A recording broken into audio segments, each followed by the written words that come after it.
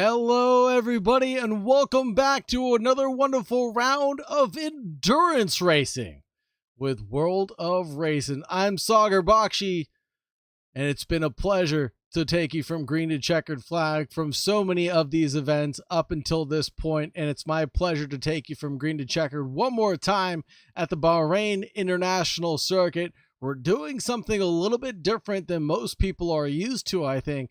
I think most endurance drivers are used to the GP layout even, but now we're doing the actual endurance circuit. It's a little bit longer than most people would expect. Hasn't been used in F1 since 2010.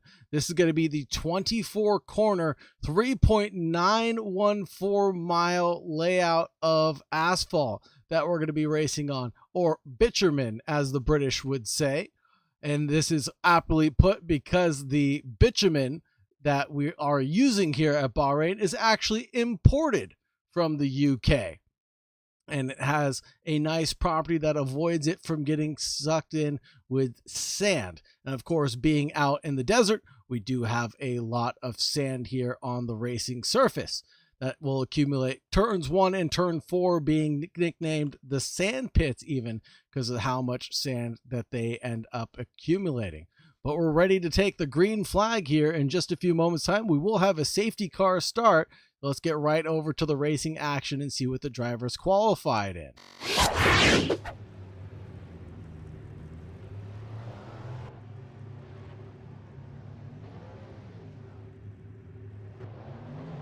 Safety car coming out around the main leaders. That'll be Chris, the OGs, Ali, Christopher, Patrick. As we get the rest of the order settled in, Ali, Christopher, Michael. A few more drivers trickle in. Dunn, Freddie. And someone turned on the lights here at Bahrain all of a sudden, because it is awfully bright here. I expect that this 2.4-hour event will run into darkness at some point. We'll see some of the 4,500 spotlights illuminate the asphalt here at Bahrain. To go through that order one more time, that'll be Chris, the OGs. And we're getting a safety car restart. As I believe we're getting the order settled in really quick. It'll be Chris, the OGs, Ali, Christopher, Patrick, Michael, Dunn, Joran, CJ Racing, Freddie, and then the safety car bringing up the rear, which will switch up to being the front runners. And we've got 6 red lights about to become illuminated, but don't get too excited, folks. Nobody's going to be racing just yet. The safety car waiting to get out in front of the grid, the wheel-in safety car, by the looks of it. And these are the RSS Callahans. And we'll talk a little bit more about the cars once the race gets underway and we get some breathing room, shall we say. Qualifying looked awfully close as well. It was about 1 second between P1 and P4. Then we had some bigger gaps a little bit further down the grid. And that's just because of the way the track is laid out and how long the track actually is. Expect to see some larger variations there in lap times as well. And we are going to see those.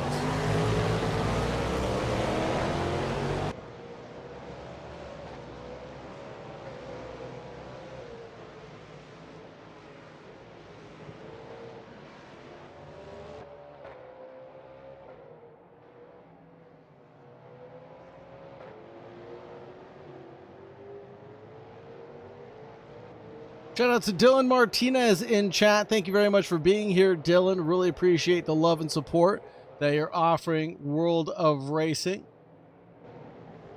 If you're here in the YouTube chat, let me know who you're cheering for in particular.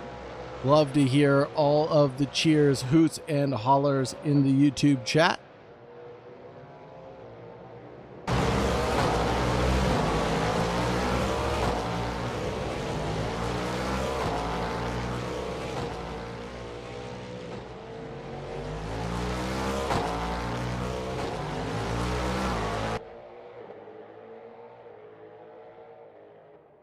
I will admit, this is a very long lap. Now, this is going to be an even longer outlap for most of the drivers here at Bahrain. Hopefully dealing with some of these wonderful camera angles that Assetto Corsa offers us.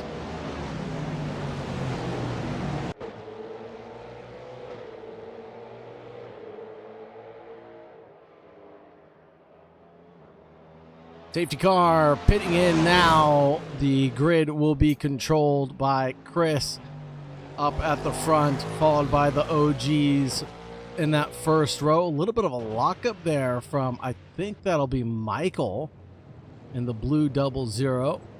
Now, that's a very early lockup. He'll feel that clattering for the first stint of his tires. We do have a mandatory pit requirement of 4 here tonight, and then the green light is away, and Chris takes lead of this 2.4-hour endurance event. We do have a little side-by-side further back between Michael and Patrick going after it, but Michael gets by Patrick fairly easily.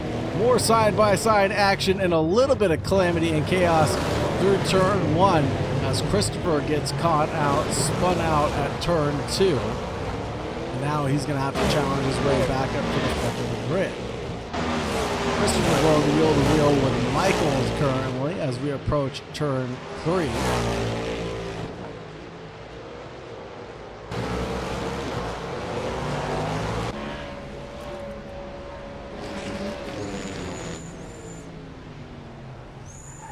Oh no, and Michael's onboard shot of him spinning out at the top of the key there. And that'll catch him out worse for wear at the end of turn 9.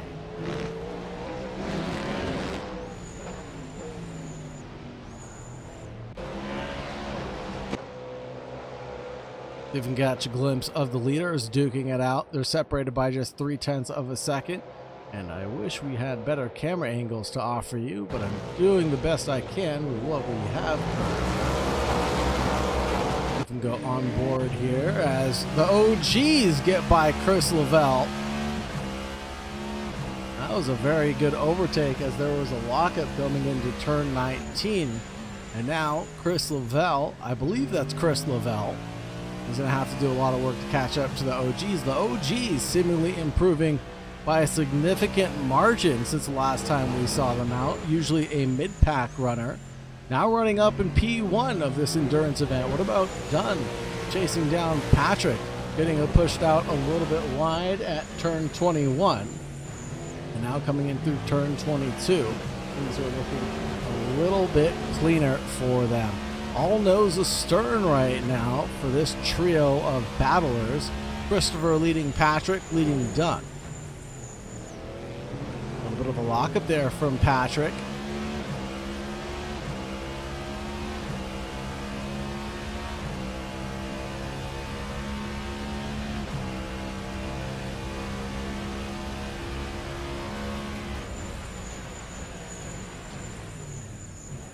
Lockup from all 3 drivers, it would seem, coming in towards turn number 1 and turn number 2. Dunn mounts the curbs, gets a little bit saucy there, but still isn't caught too far off guard. 10th place, that'll be CJ Racing, but more importantly, the battle between Patrick and Dunn going side by side at the exit of turn number 4 and through the kink of turn number 5. And it looks like Dunn backed out of that one before we got to the twisty high-speed section.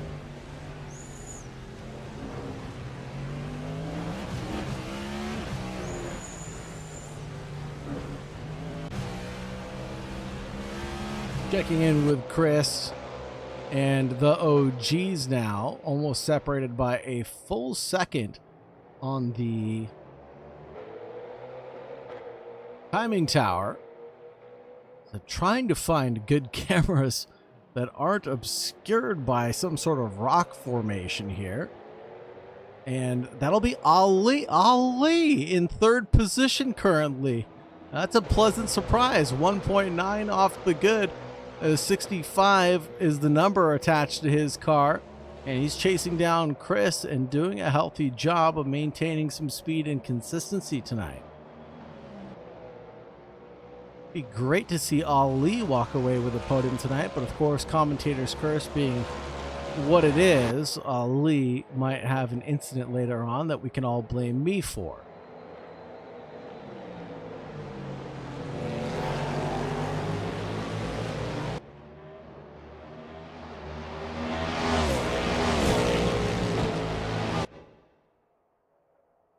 Fast lap going to the OGs right now with a 2:10.335 for them.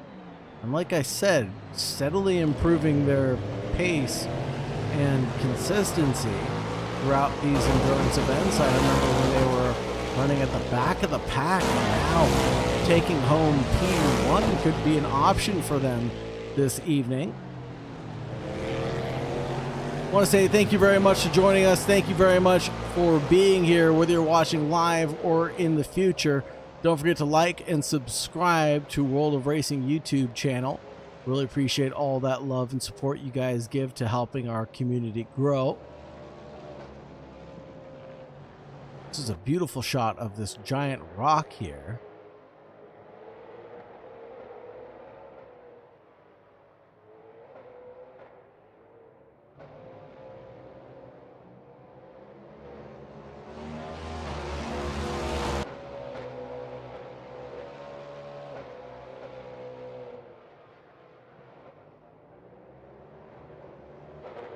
What are these camera angles? I am so sorry, folks. We're gonna have to switch over to a couple onboards right now as we watch the onboard of Chris chase down the OGs through the infield section. Hot on the heels by just half a second currently, and closing down the gap ever so slightly.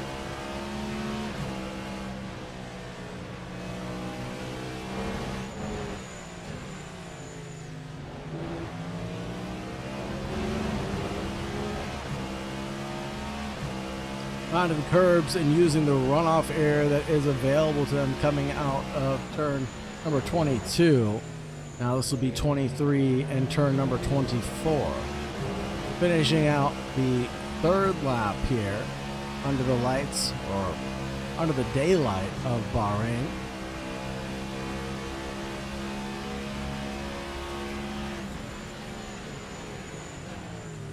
Braking early, getting on them as sternly as possible there, coming through turn 1 and turn 2.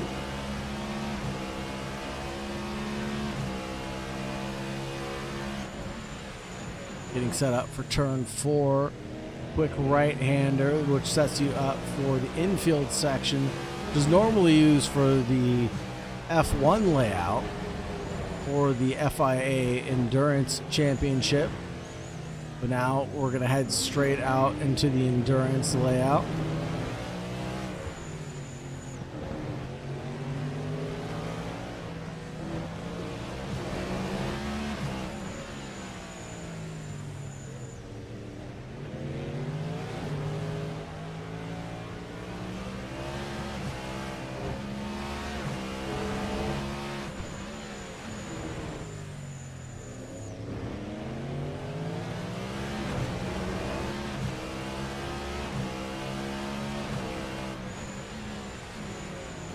Now back onto the regular layout where normally it would be turn 9. We're now at turn number 19. Oh, when you have Freddie stopped on track at turn 1, but they're up and rolling again. I believe that is CJ Racing catching up to them currently. We have a little battle further back down the order as well between Michael and George, as Michael goes for the move at the inside of turn 19, licks the stamp and sends it a little bit there on George.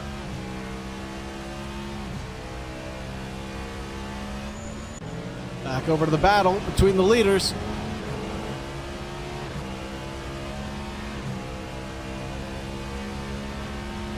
.209's being set by the front runners. 209.4, 209.0 by the OGs and Chris. Ali falling behind just a little bit. Gap's now become 4.6 seconds, but perhaps Ali is driving within the limits of his abilities, dialing it back a percent or two, while the OGs and Chris look like they're both pushing fairly hard right now to stay out in front.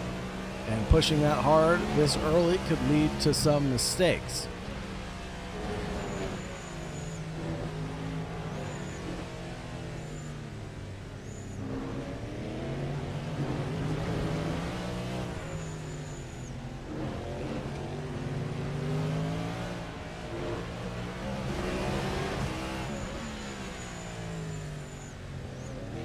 As I said earlier and briefly, we will have a mandatory pit stop requirement for this event, so expect to see 4 pit stops from all the drivers. We'll keep an eye on the number of stops that each driver ends up taking.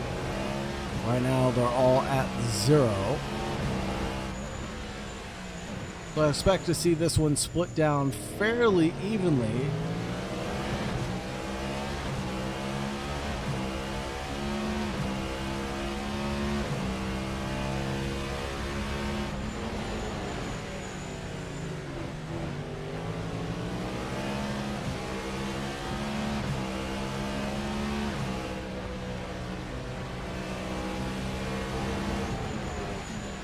Chris working the wheel pretty nicely right now and smoothly.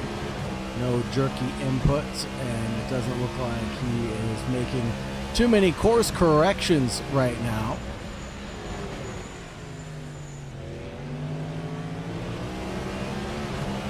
Oh, and there is the tank slapper and the commentator's curse.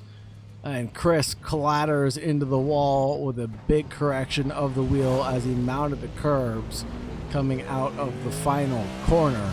And that'll leave Ali into second, Chris into third position.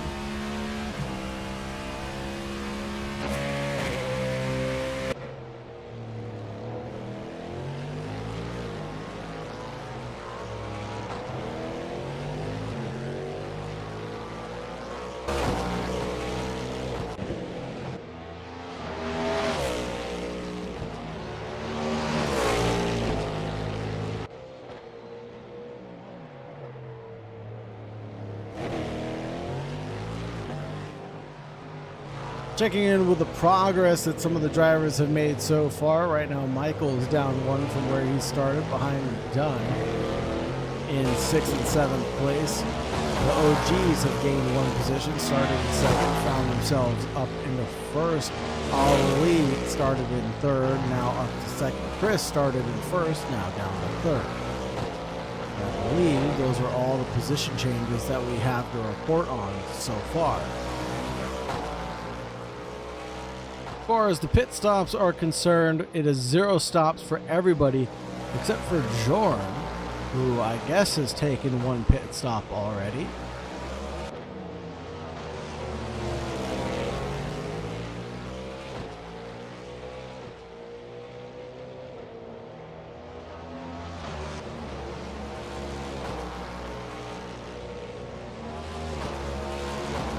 Ooh, and Patrick caught out at what looks like turn 16.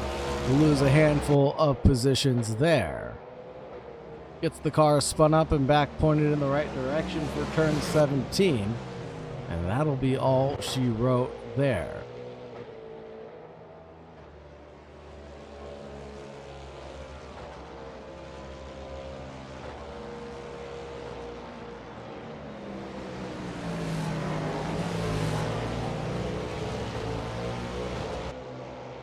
Patrick chasing down Jorn now.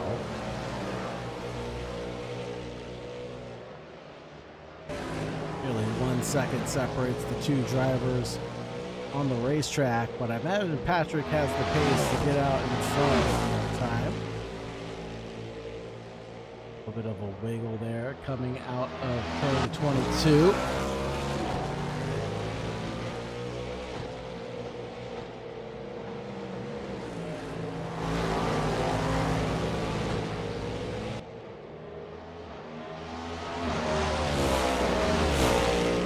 That'll actually be a very early pit stop for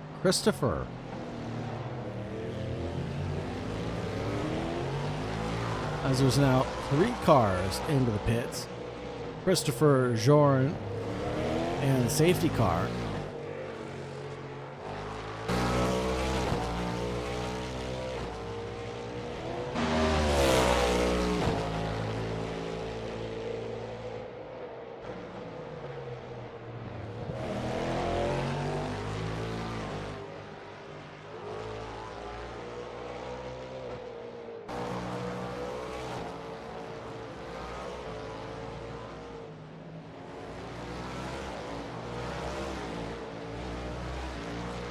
Now we do expect to see these cars go fairly long on their pit stops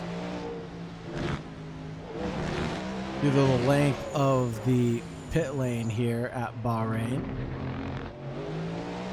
Expect to see the drivers go roughly 45 to 55 minutes apiece before having to come into pit lane.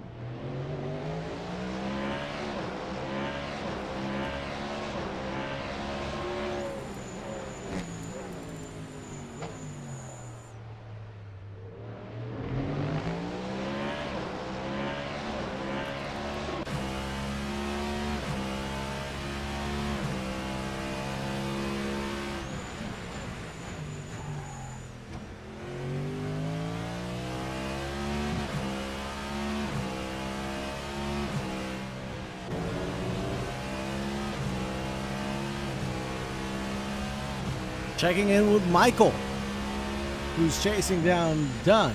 Battle for P4 and P5 is raging on. Somewhat early pit stops for the OGs, Ali and Chris, but maybe not, as the rest of the field also decides to come in to pit lane. See how long these pit stops actually are. Michael turns his car off, or the electronic system becomes activated, and once you approach under 60 kilometers per hour, the electronic system turns on. Michael getting a service of around 25 seconds right now. Callahan Motorsports team, and it looks like the OG's rolling out of pit lane. Christopher re-inherits the lead of this event currently, as they opt to not take their pit stop. Still waiting on Michael's full service to take place. Where will he resume this pack battling? Might have to check in with Ali next. Minute and some change, it looks like, for a full service here at Bahrain.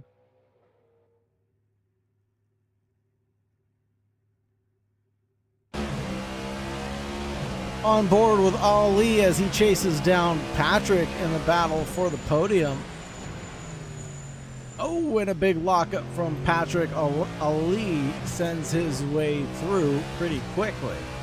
Patrick falls back another position as Chris finds his way through on everybody else. Oh, and Patrick gets caught off guard again with another big lockup. It's so easy to get lost in the sauce here at Bahrain because a lot of these corners look the same. You could easily get lost in where you're supposed to be out on circuit.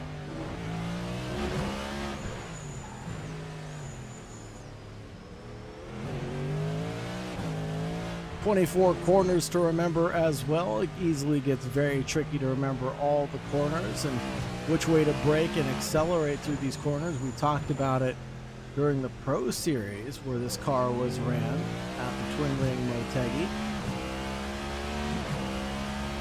Every corner is going to be braking extremely differently in this car.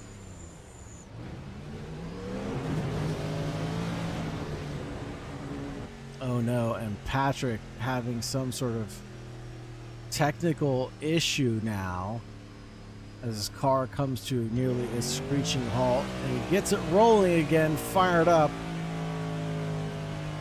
Or does he have it actually fired up? Oh no.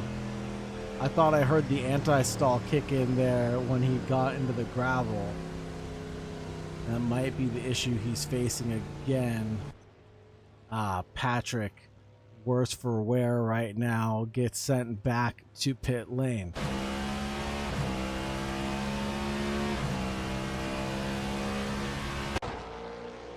Chris chasing down Ali next, separated by 1.3 seconds currently. Ali 13 seconds off the back of the OGs, should re-inherit P2 when all things are said and done, and Christopher decides to take their pit lane.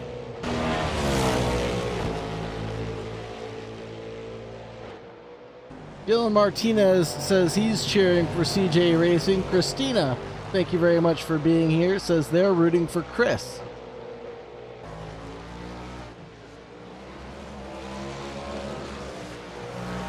Glad to hear that everybody's here to root for someone other than themselves, of course, because I'm sure the OGs are rooting for themselves to take home P1 currently. Like I said, they should be re-inheriting the lead of this event when all things are said and done. Christopher not taking a pit stop just yet. The OGs should be catching sooner rather than later. They're only 7.2 seconds off the back currently. So on pace alone, the OGs should catch within the next couple of laps. But surprisingly, we did see a lot of early pit stop calls, but with 4 pit stops being the mandatory running order here tonight at Bahrain, you can take as many or as few pit stops, just no less than 4.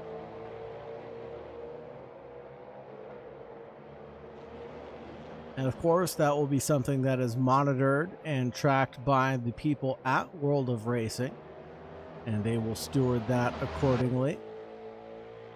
Coming underneath the Motul Bridge out of turn 22 into 23, Chris and Ali are separated by under half a second currently.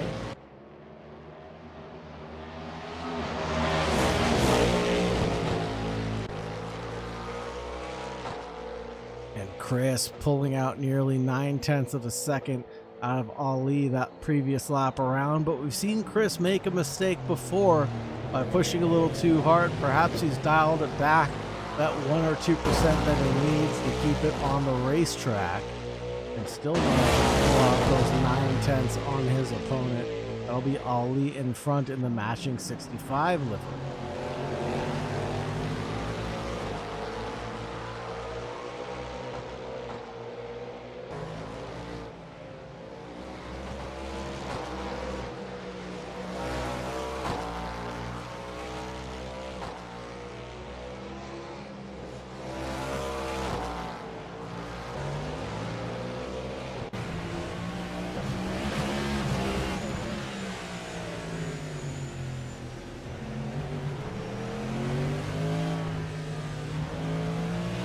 Through the infield section we go, where it's tight, twisty, fast, and flowy.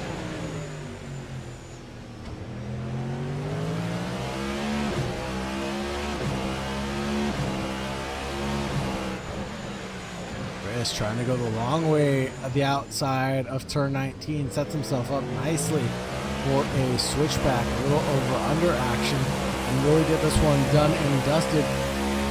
He's fully alongside Ali currently, licks the stamp and sends it for turn 20. Pushes Ali out just a little bit wide there. Beautiful back shot of this action-packed battle between Chris and Ali right now.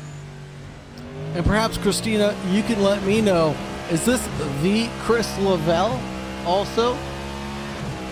I believe this would be Chris Lavelle. If I'm not mistaken, Chris Lavelle actually came home in P1 for the Proto Series last Thursday in heat number 2. I apologize, I watch a ton of racing, so it's hard to keep track of all the results, but Chris Lavelle, definitely not a slouch in this vehicle. Definitely suits his driving style, apparently, as the driver has made a mistake and come back into P3 in front of Ali currently.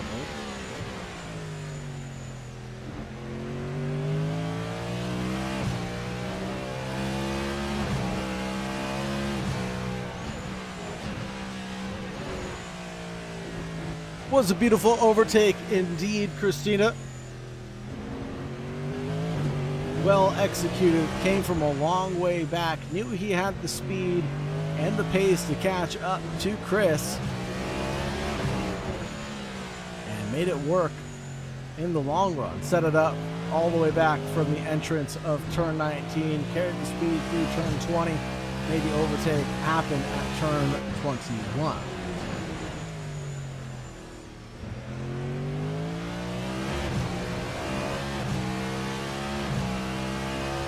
Now, see on the mini-map, Patrick and Freddie are on the same piece of tarmac at the same time, but I believe Freddie is a lap down currently. So you'll see that number 10 bubble in front of the number 9 bubble.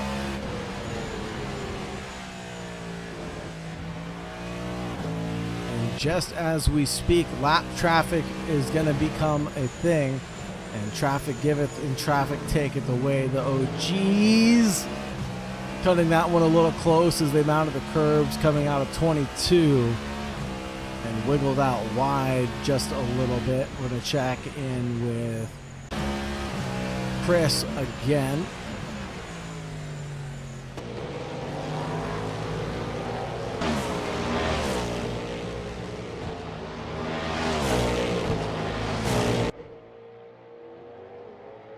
To 11.7 to a 2:10.2. Chris is going to be on a heck of a recovery drive right now and could claim still P1 in this event. We still have an hour and 57 minutes left to go, folks.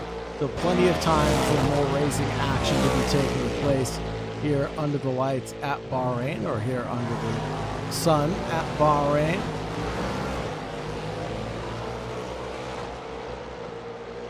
So used to it being dark and the temperature not so cool actually, but we're seeing very cool temperatures right now. 25 degrees Celsius, the track temperature being 28 degrees Celsius. Normally we see temperatures towards the 50 degrees range if we were racing under the actual Bahrain sun. The sun is setting on the racetrack and the sunlight will dissipate here, and we'll have to get the drivers to turn on their headlights as we approach the dark hours for this endurance event.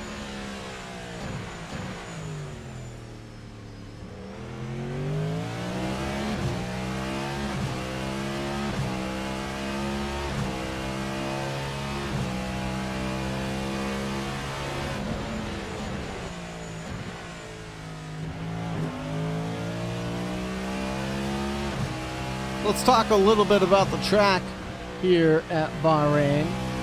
Track length of 6.299 kilometers. I still don't know what the heck a kilometer is. Or 3.914 miles. Track was founded in 2004. Elevation change of just 23 feet or 7 meters. 24 corners, 13 to the right, 11 to the left. We are in the heart of Bahrain, located in Sakir. The asphalt here at Bahrain has not been resurfaced since 2004, leading to its abrasive surface, as well as that bitumen that we talked about earlier.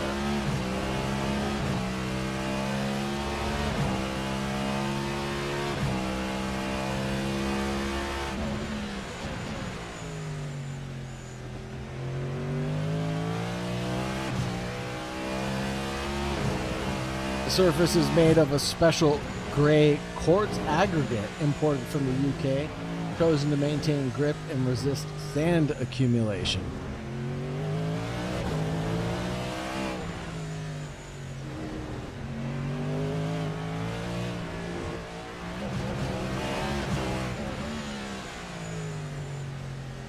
This is, of course, a Herman Tilke iconic track.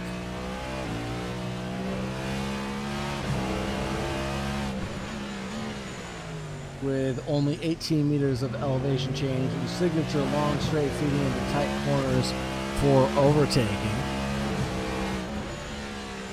his staple.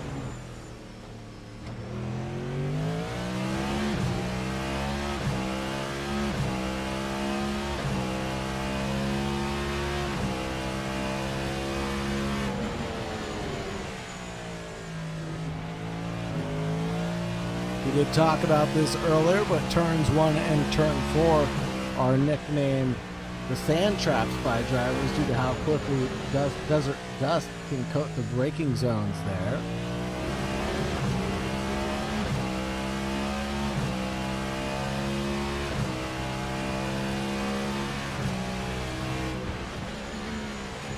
There are 5 full configurations here at Bahrain. We have the Grand Prix circuit, the Endurance circuit, the Outer circuit, Paddock circuit, the Inner Oasis circuit, and of course the Test Oval.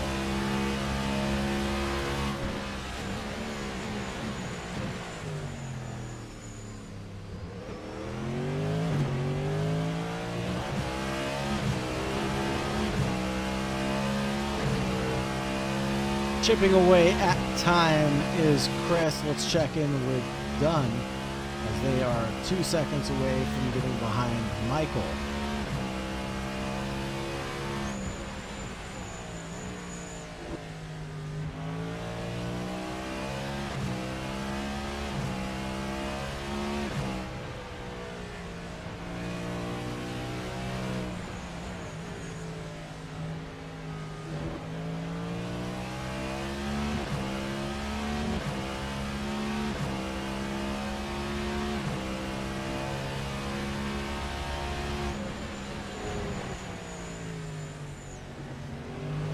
Did a good job to close down the gap. It was around 2 seconds, but now it's down to just 1 second through the final pair of corners. Michael seemingly having a big issue. 225 that last time around. Done. Whoa, closes down the gap even further through turn number 1 and through the kink of turn number 2. Looking pretty hot and heavy.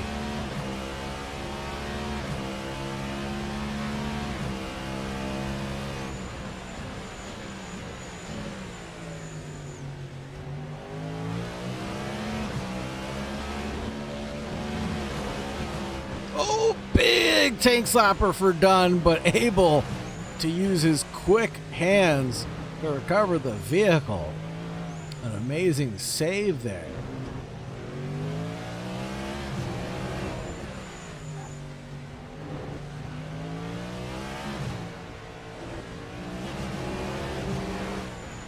And Christopher, who I thought was going to get passed by the OGs, ended up not doing so and pulled out a 15-second gap to the OGs. I believe that gap was as small as 7 seconds after the pit stop cycle. Could be wrong. Christopher pulls out a personal best fast lap. I believe that was a 2:10 that we saw on the left-hand side of our screen attached to the timing tower. The OGs and Chris pulling out 2:11s currently.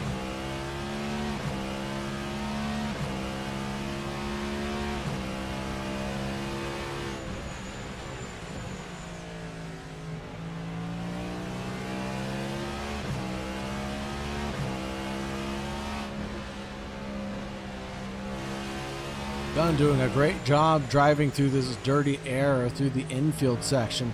Now it'll be push, push, push as we get to the final 2 corners.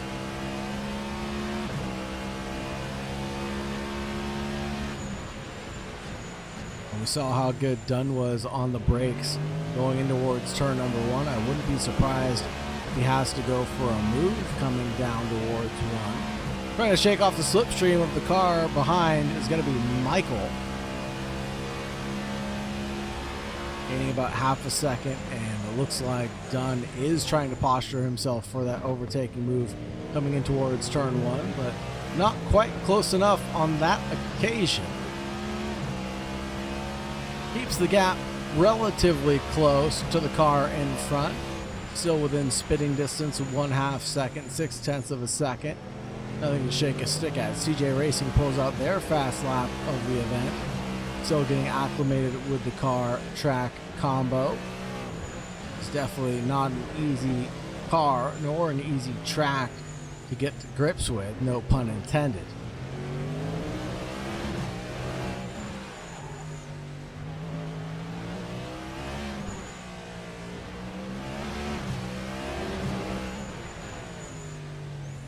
.210.5 from the OGs and Chris. We're going to keep an eye on that time and see if the deltas come down between the OGs and Chris, but seemingly not.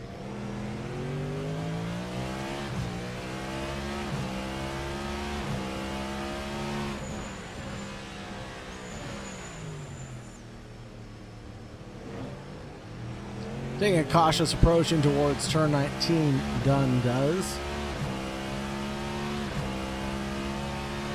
And loses out about a full second just in that one corner alone.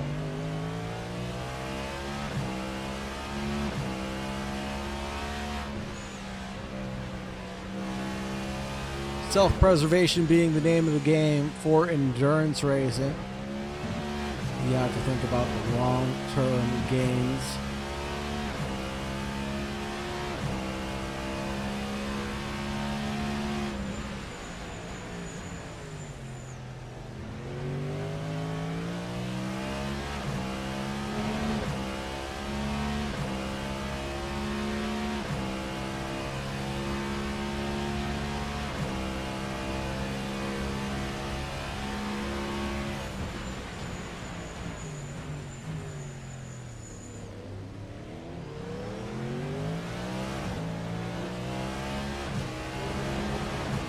Long-term gains, big-time losses as well for some incidents here. Chris knows what that's about, losing out the lead of this event, unfortunately, or the battle with the OGs at the very least, as he came through turn 24 a little bit too hot. And speaking of too hot, I think Dunn came into turn number, I think that's turn number 7, a little too hot. Turn number 9, excuse me. Christopher, the man who doesn't take pit stops, finally does so. And that'll be his first of the evening, and all order is restored in the world.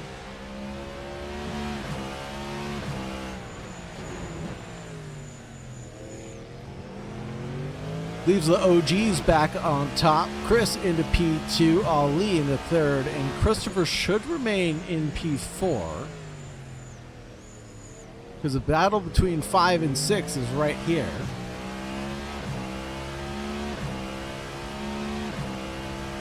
Even with 1 minute long pit stops, shouldn't be too egregious to say that he will re-inherit P4.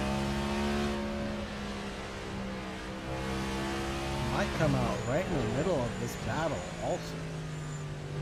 Oh, Christopher is rolling again, coming out on the racetrack in just a few moments' time.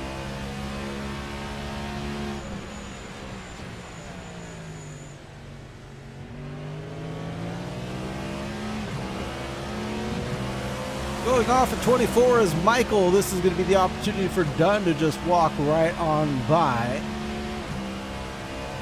Move is considered done. But there goes the 10th place car of Freddie coming out of pit lane. Oh, and a big lockup from Dunn. I think he was a little bit distracted there. A little bit of target fixation potentially. Here's the onboard of Michael. And I must say, I like this camera a lot. Better than the TV cameras that we have. If there's a better camera that you'd like to see, let me know in the comments and I'll do my best to produce it. No, Dunn, no! Oh no.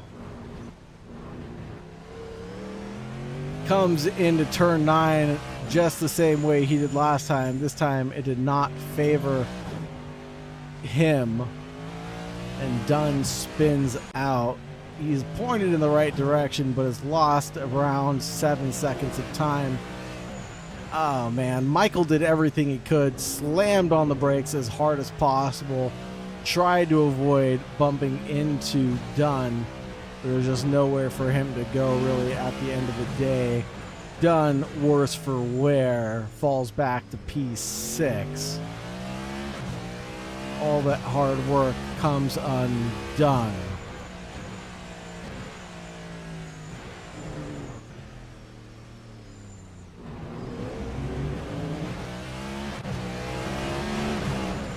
I'll see myself out. Thank you very much.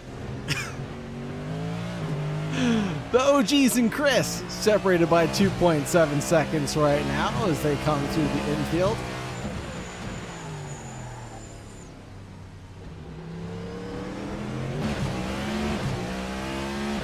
And now it opens up to around 3.2 seconds here, as Chris makes a critical mistake. And who is that? That'll be the 8th place car of CJ Racing.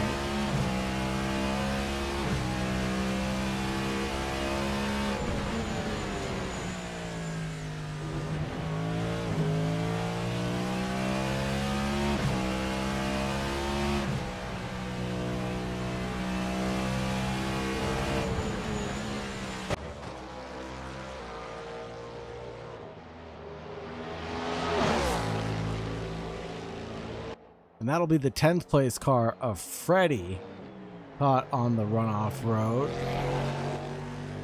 He looks like he is buried in some kitty litter right now. One lap down from Patrick currently.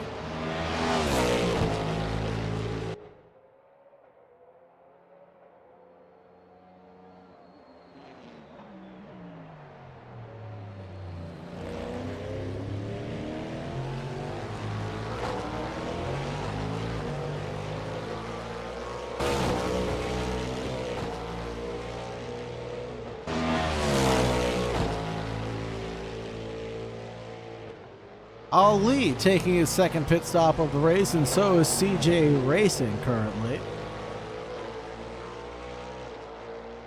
Hopefully nothing happened to Ali on that lap, but splitting this one down the middle, not so much.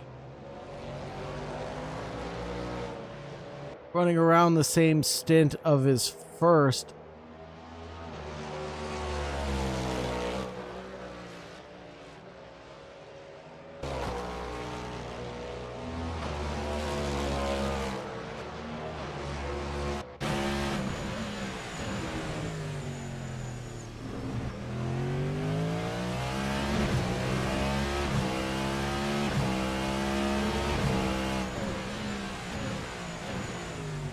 And the sun is promptly setting here at Bahrain, and the darkness is so thick, the lights are starting to become on, and you see them flickering in the grandstands in the background.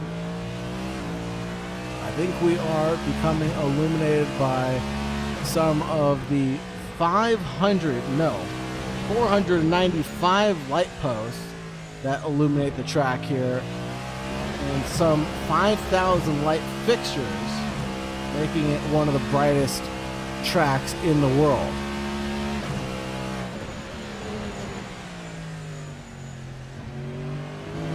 I am or was an electrician.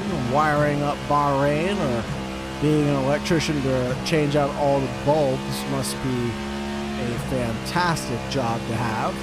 If you're hiring Bahrain, look no further. I am your bulb and LED specialist.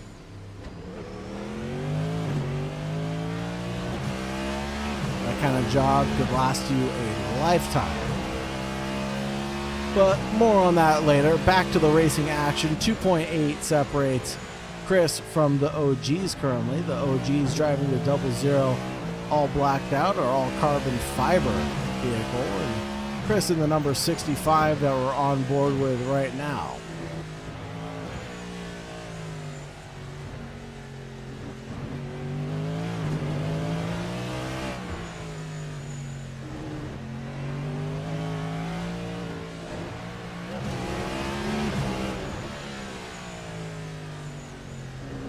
Ali back out on the racetrack already.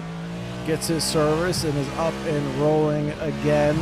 Only 50 seconds down from Chris and the OGs. If he can keep this up, even with that pit stop, I have a feeling like he can definitely find P2 again.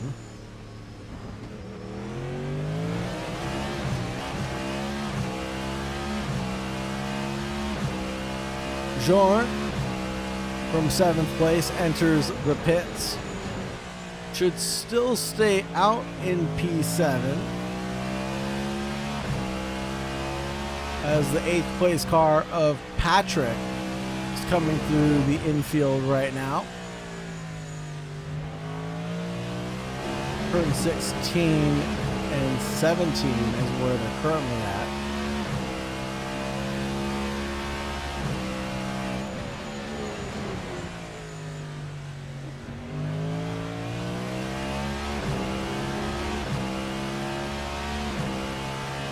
.2099, the hair on my eyebrows touch the ceiling of my house right now. That is a very good lap time out of the OGs. There's no way that these are the same OGs that I've watched previously. Surely they have some implants or imposters.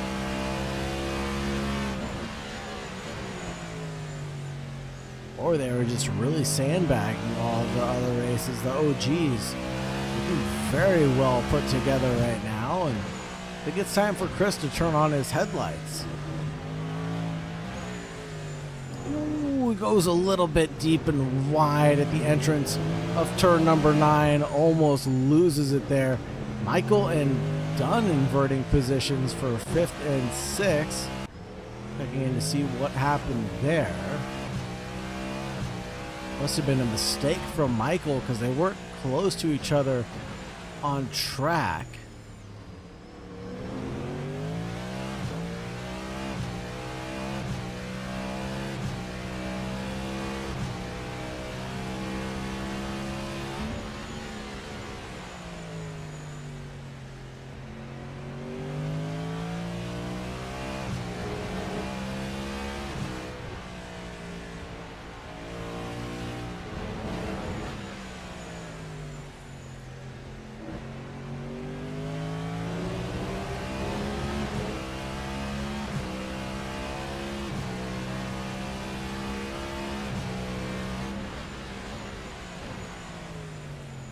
If you would like to get involved in any of the racing action that you've seen here with World of Racing on the YouTube channel or heard about World of Racing and you're not quite sure how to get involved or what's really offered here at World of Racing, well, go check out your nearest World of Racing headquarters. 4 locations scattered across the United States: Pasadena, Tustin, Phoenix, and now in Kansas City as well. You can find your World of Racing headquarters nearest you and get inserted into a full-on motion simulator. Get strapped in with some of the best technology in sim racing. Oh God, it is dark. Michael really needs to turn on his headlights now. Are his headlights already on and I just can't see them?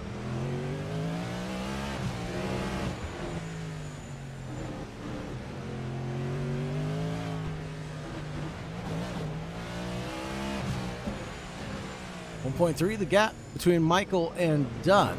Dunn, the car that we can see right in front of us, all blacked out in that carbon, disappearing into the darkness.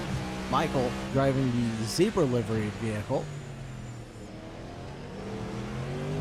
But yes, check out worldofracing.com or watch more of the racing on the YouTube channel, folks.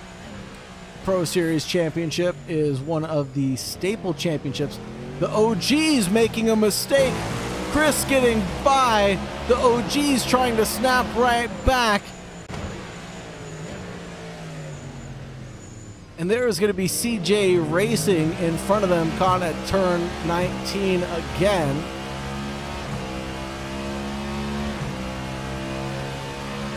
The OG's covering off the inside line. Chris staying on the optimum racing line currently. Goes side by side, potentially through one of the fastest sections of the track of turn 21, leading down in towards 22, kind of breaking off Hilter there. Now the drag coming out of 22, leading down in towards 23 and 24. The OG's moving over to the inside line to cover it off again. Chris late on the brakes, goes the long way around the outside, a little bit of a lockup, but manages to make it stick. Wow, what a move. Will re-inherit P number 1.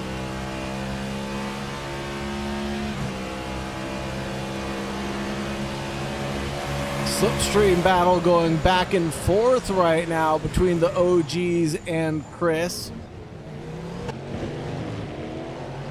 The OGs get the slipstream coming out of turn 24 and snap right back.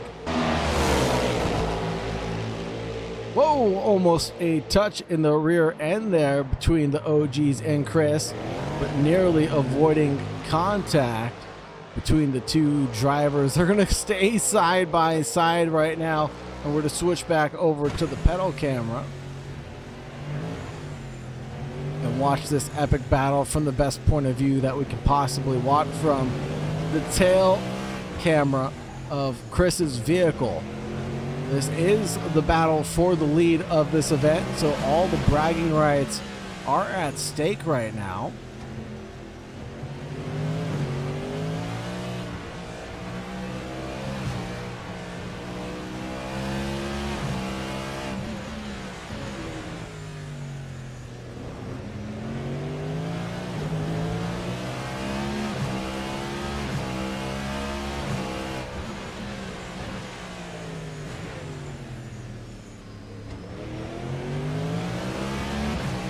Very good exit for Chris out of turn number 19. Can he move over to the inside line? The OGs park it on the racing line for the apex of the corner.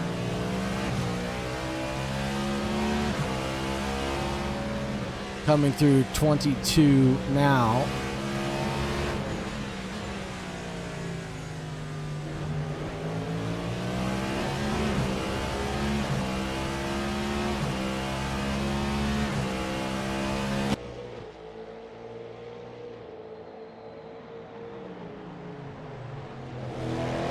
Brief puffs of smoke come out of the brake ducts from the drivers in the lead of this event.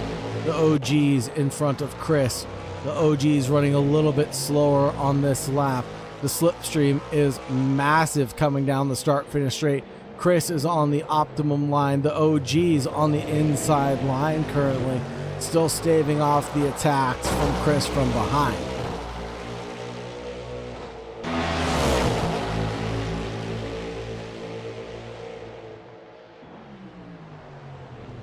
Side by side action continues as we approach the infield next. Christina asks, can I show the pit stops? I sure can, Christina. Sorry for not seeing that sooner.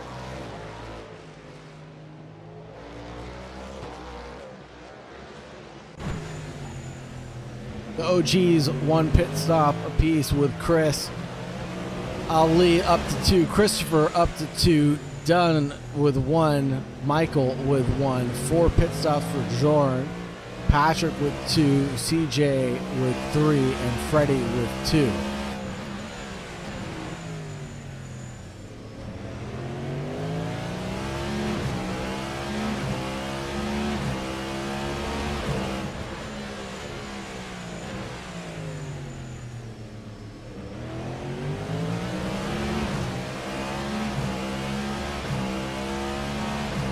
Another set of beautifully executed runs coming out of turn 19. The OGs on that inside line, staving off any attack that Chris can throw at them.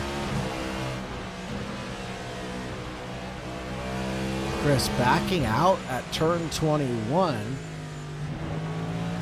trying to settle into a groove potentially and build up their own rhythm. Because what I find happens to me when I'm sim racing is I'll get into the same rhythm as the car in front, And if I know I'm faster than the car in front behind them, I typically drive a little bit slower than normal. Both drivers coming into pit lane. The OGs absolutely killing it on the pit lane entry. I think they must have floored it. Chris, however, slowed down, and that'll give us some breathing room here for just a few moments.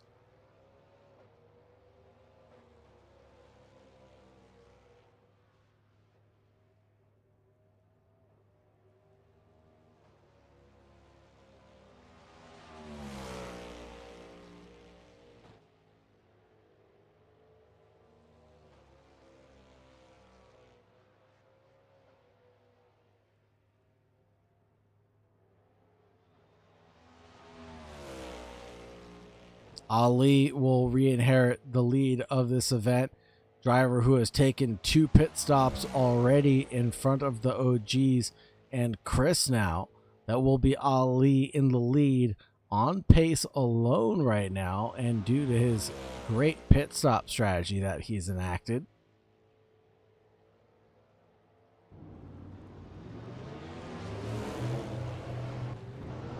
Oh, are we going to have a race coming out of pit lane? It doesn't look like it. It does look like it, excuse me.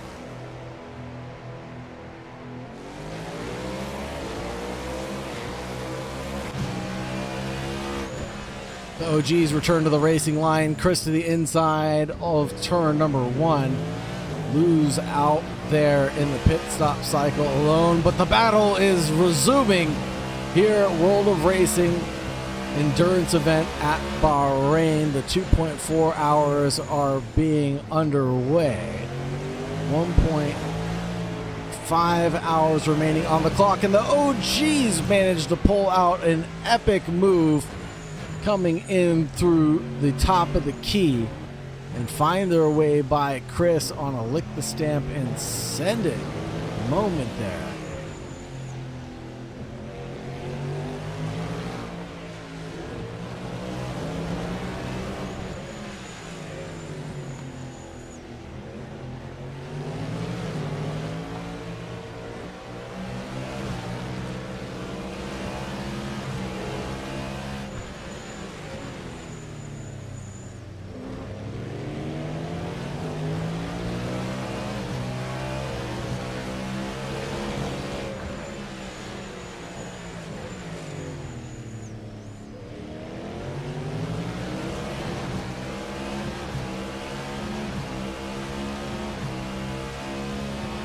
Turn 20 is such a good overtaking spot here in Bahrain. Both drivers prioritizing their exits out of 19,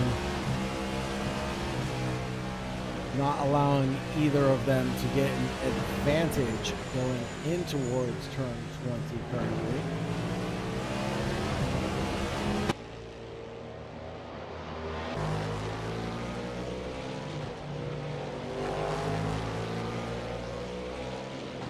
Be the battle between the OGs and Chris settling down as Ali comes down pit road for his 3rd of the night now.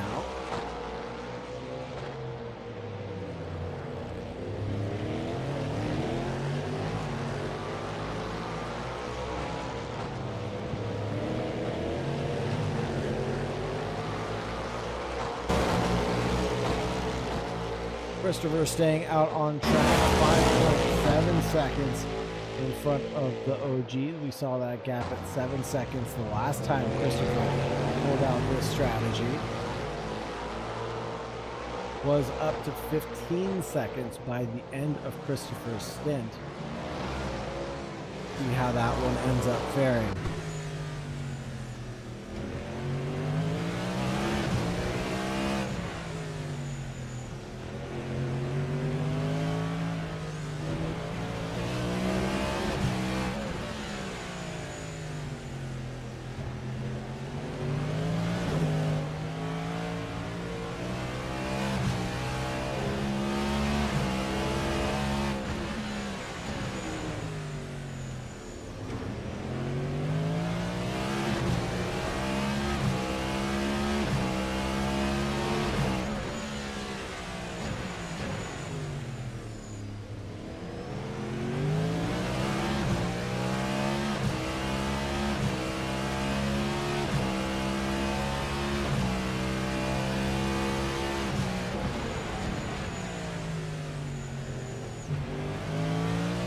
as I was saying before, I was rudely interrupted by this epic battle of titans out on the racetrack.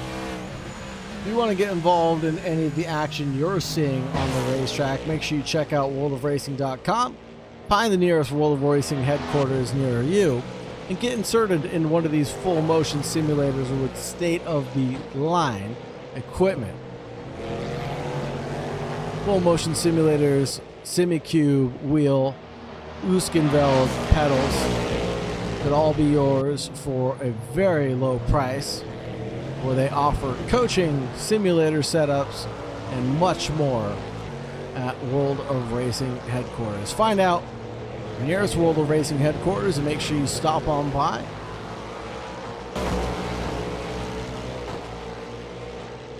And we were talking a little bit about the Pro Series Championship earlier when we were looking at Chris, who I believe is Chris Lavelle.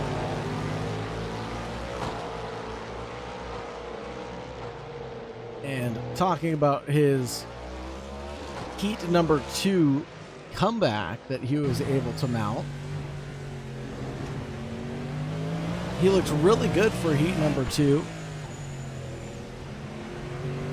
Drove a very clean race, and like I said, the car really suited him at Twin Ring Motegi. He looked very comfortable in it and commanded a clean victory.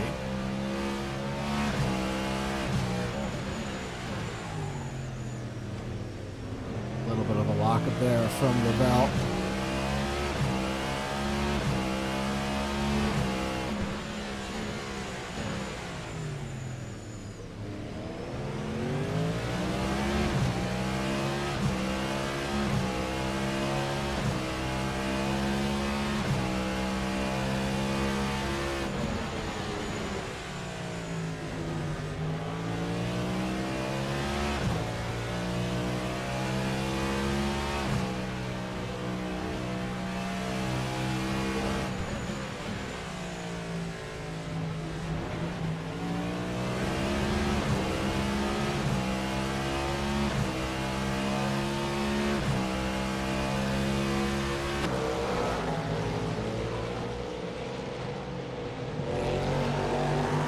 That'll be the 9th place car of Freddie that we just passed up.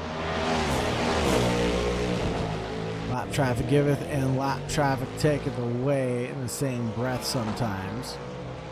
But not when you have high class, high caliber drivers like we do here at World of Racing. Drivers yielding that position when they know they're not in that battle.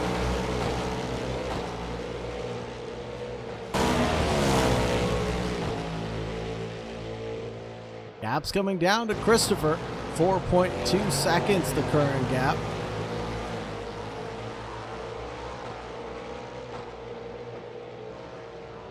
The OGs in second place behind Christopher, and Chris behind the OGs in third position.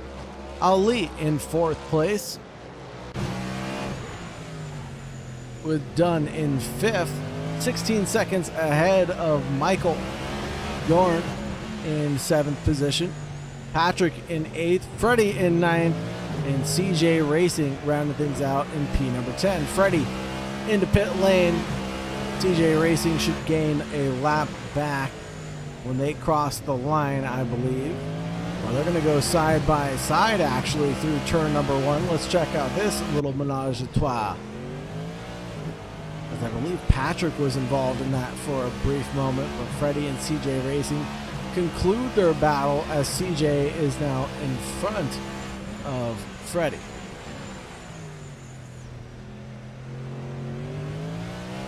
Freddie getting by CJ there at the top of the key, turn 5, working his way through the top of the key.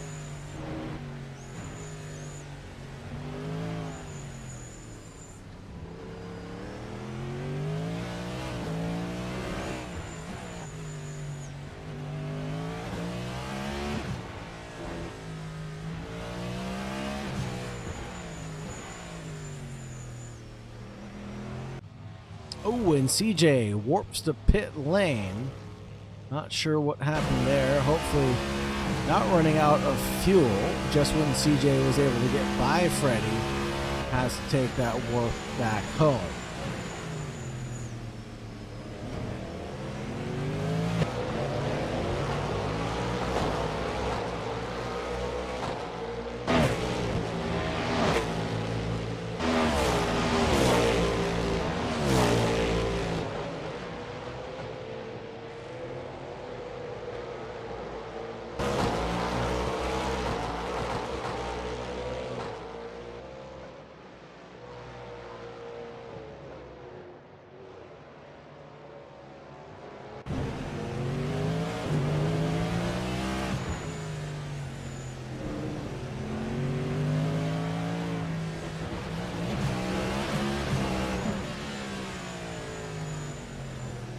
One, two, and three, all within 3 seconds of each other right now, as the OGs close down the gap on Christopher in P1. Chris less than a second back in P3. This is looking like it's going to be a spicy little three-way battle.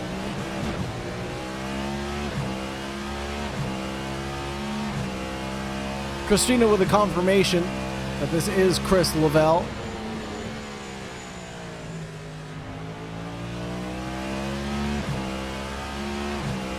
He could have been third overall in the Pro Series, but I believe he won the second heat. I could be wrong. Could be wrong. You know what? I can always check that very quickly here. But if you're not watching,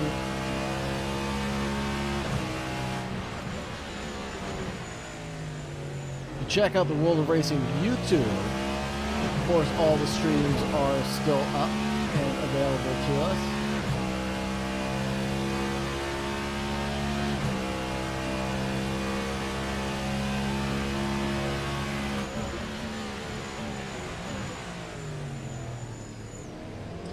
That's right, he got passed by William. No, Chris from Pasadena, that's Chris Lavelle.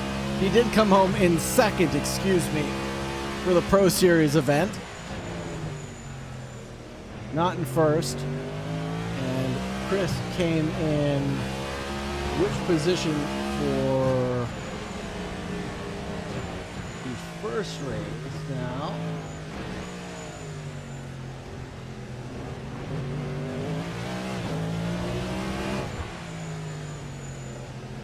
Came in fourth at the end of the day.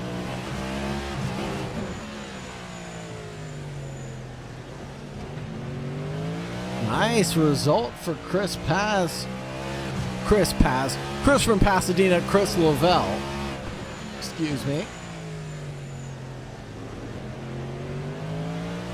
That's a tough grid of drivers to get by. Explains why he came in third overall. Chris Lavelle stitching together a pretty good result for himself, and I believe getting $150, the Pro Series Championship, which I like to call the Staple Championship, has been running every Thursday, where real drivers can compete for real money in a simulator, if you can believe that.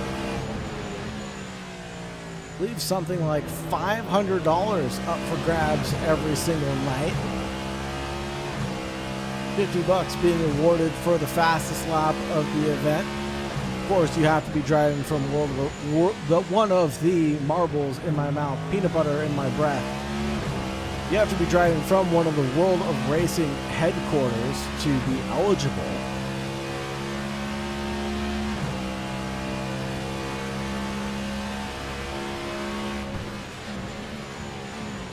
Although it would be great to compete from my own rig in my own home, but I'd want to be participating on the same equipment as my peers, in the same room as my peers, to shake hands and have that camaraderie at the end of the night.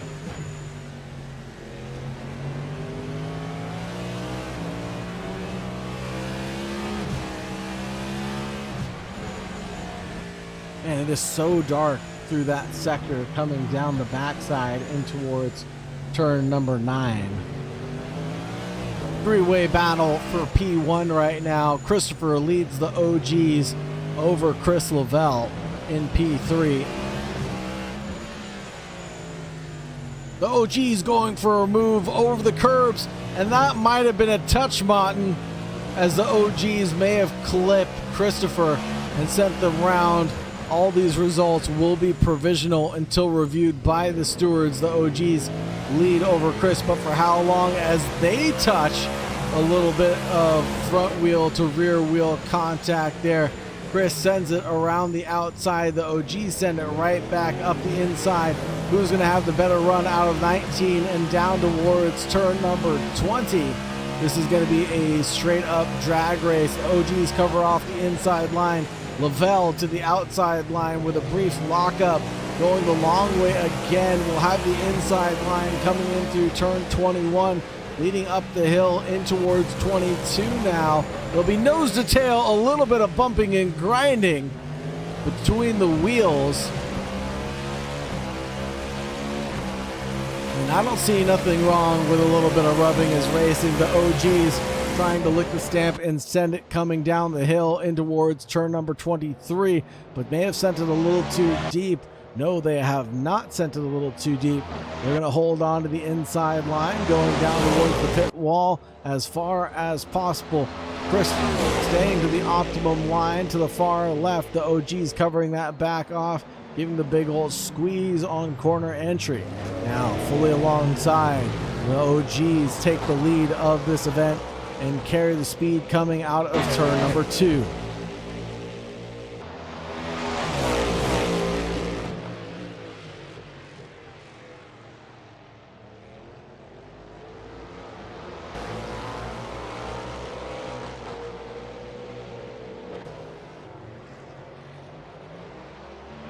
It's pronounced Glovel, like shovel.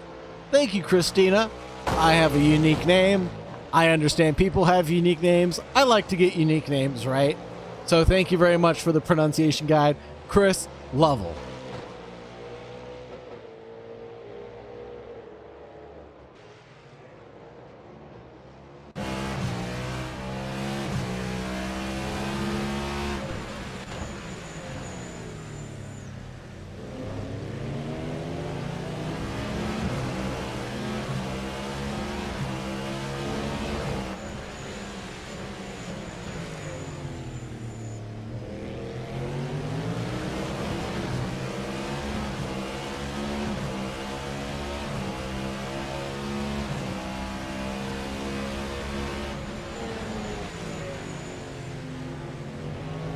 Lovell doing a great job of keeping this one tight. The battle for the lead is on. Coming through turn 21.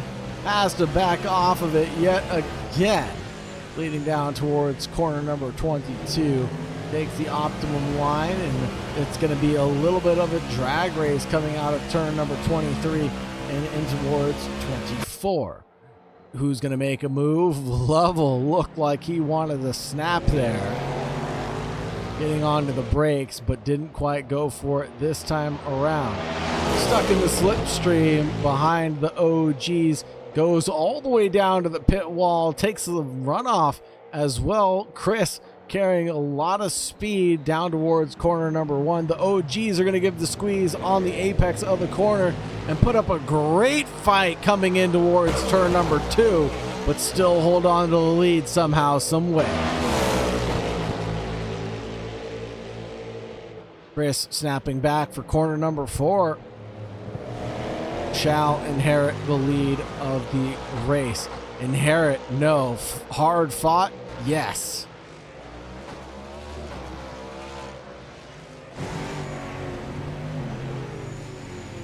The OG's carrying speed around turn number 9.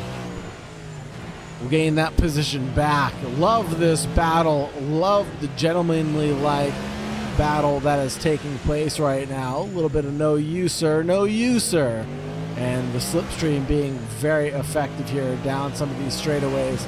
The drivers know where they need to defend the hardest and where they can attack the greatest. such as here, the run in towards turn number 19. Chris trying to go the long way around the outside again, but breaking off kilter there. The OGs are going to have the run coming down in towards turn number 20. And will Chris cover off that inside? He will not cover it off, allowing the OGs to re-secure P1. Turn number 21, same thing as before, but the OGs are on the inside line, running out Chris a little bit wide out towards the curbing. Chris is going to try to set up a switchback. He can't get that one executed as the OGs were occupying too much real estate there. Ooh, what a send by Chris, but a little bit too much, too aggressive as he locks up the brakes. Couldn't get the car stopped in time for turn number 23. The OGs get the position back into P1.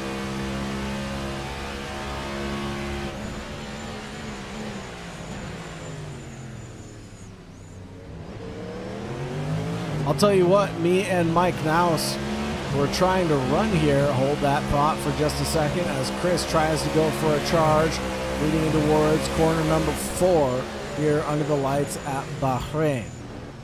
Looks to stamp, sends it, makes the move, end up sticking there in front of the OGs. Back to the OGs' point of view as they chase down Chris in a, whoa, huge tank slapper from Chris. Does he recover? He does recover. Holy Toledo, Batman.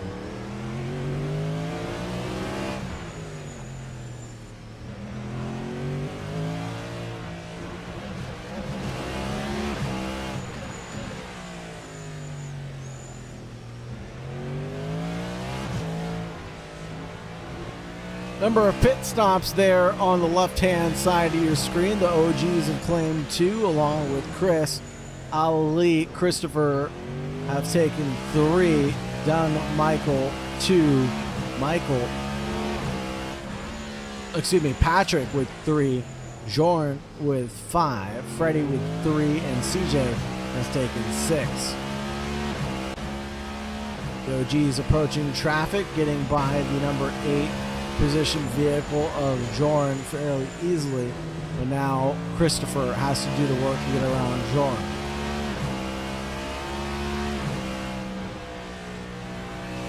Progress made so far. The OGs have gained 1 position.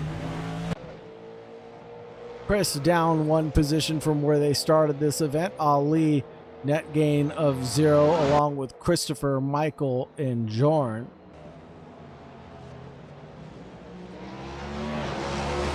Dunn is up 2. Freddie is up 1.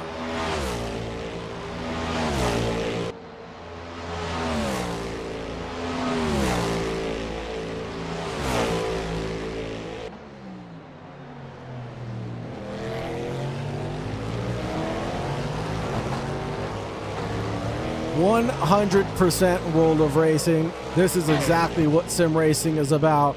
Some good, hard-fought battles between a couple of comrades on the racetrack. They're having a great time, I'm sure. Lovell is grinning from ear to ear, despite some of the lockups and heartbreaks that he's faced in this event. Keeps on coming back to the rear end of the OGs and staying as close as possible for as long as possible until going for these overtakes. He's really making it work. And again, the gap has come down between the OGs and Chris to keep on battling one more time. Despite having a nasty lockup and a tank slapper, Chris definitely has the pace here tonight to potentially claim the top spot with World of Racing endurance events.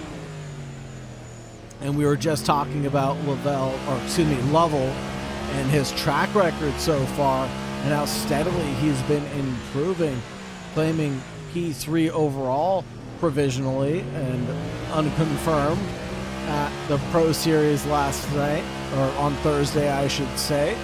Did a great job of a podium and a P5 if I'm not mistaken on last Thursday. Good haul points for the championship as he gets on throttle and a little bit squirrely there right before turn number 21.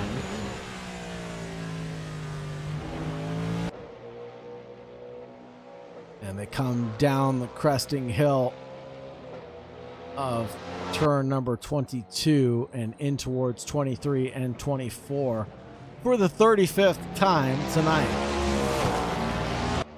And I missed it, folks. I apologize. We have already breached the halfway point of this event. It has come and gone so quickly. I'm going to blame the drivers and their action-packed battling for all of that. Patrick taking another pit stop this evening. Freddie taking another pit stop as well.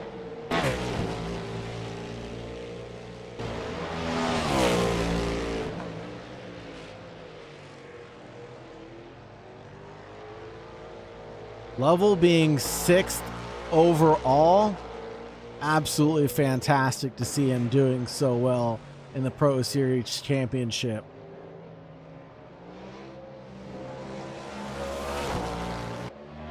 There are some pretty heavy hitters in that championship, I will say. I mean, William being one of them, the Fitz brothers being another set of drivers. I'm speechless to see that Lovell can compete at such a high tier with such fierce competition in that Pro Series endurance, well, dual sprint race, but it is an endurance event. You're racing two 20-minute sprints. One of them is a reverse grid, so you're really fighting your way forward for heat number 2 on the evening. So challenging, such a great format. It's hands down, one of my favorite events to watch every single week. I genuinely look forward to just watching it, even if I'm not participating in the Pro Series broadcasting team. I do look forward to watching it and enjoying to see how some of my favorite drivers will end up doing. And of course, I'm a broadcaster. I don't have favorites, but I do have favorites, of course. I pick my underdogs.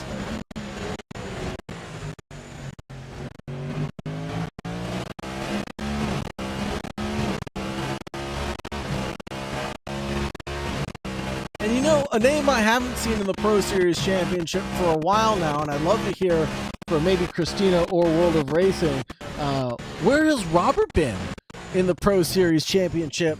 I haven't seen him in quite some time. I think the last time I ended up seeing Robert was, oh my goodness, 2 weeks ago, or potentially MX5 night.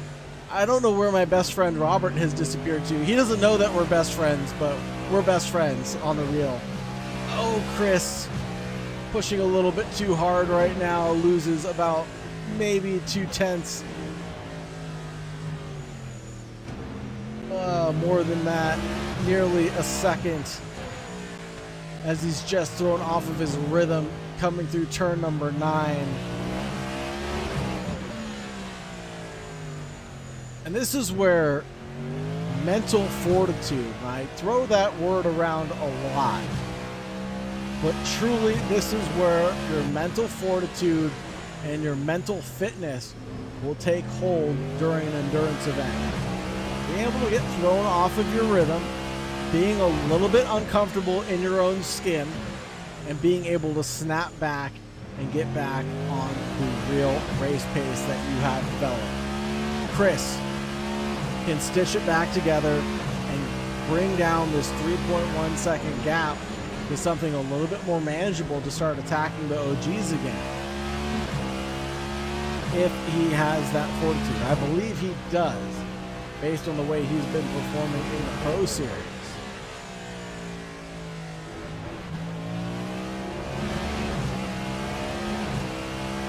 A little bit of a whale coming through 22.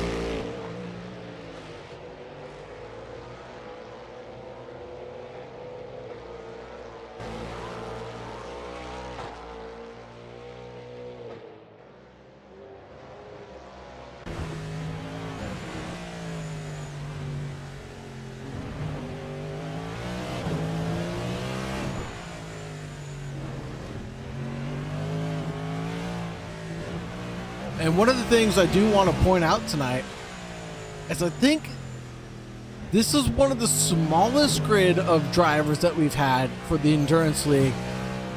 And I'm going to chalk that up to this being one of the toughest combos we have potentially seen in the Endurance League. I know we raced at Fuji last month, and that is tough. In the prototypes as well, I believe we were running the BMWs. But this 24 corners gotta be absolutely brutal to you. Lap after lap. We're already an hour and a half into this event. 38 laps only completed so far. It has just been grueling and punishing on the drivers driving these fully motion rigs, fully direct drive wheelbases, hydraulic pedals as well. It's just got to be beating them up. Chris on an absolute flyer this lap, throwing down 0.2 of a second faster than his personal best. He might put together a 2:08 even. No, it's going to be a very low 2:09, 2:09, 2:40, his fastest lap of the session.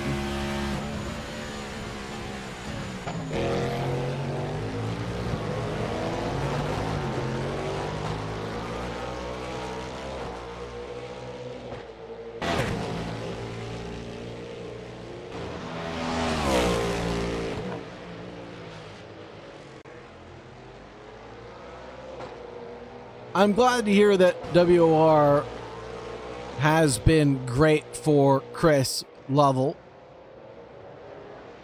I think WOR World of Racing has changed my life as well.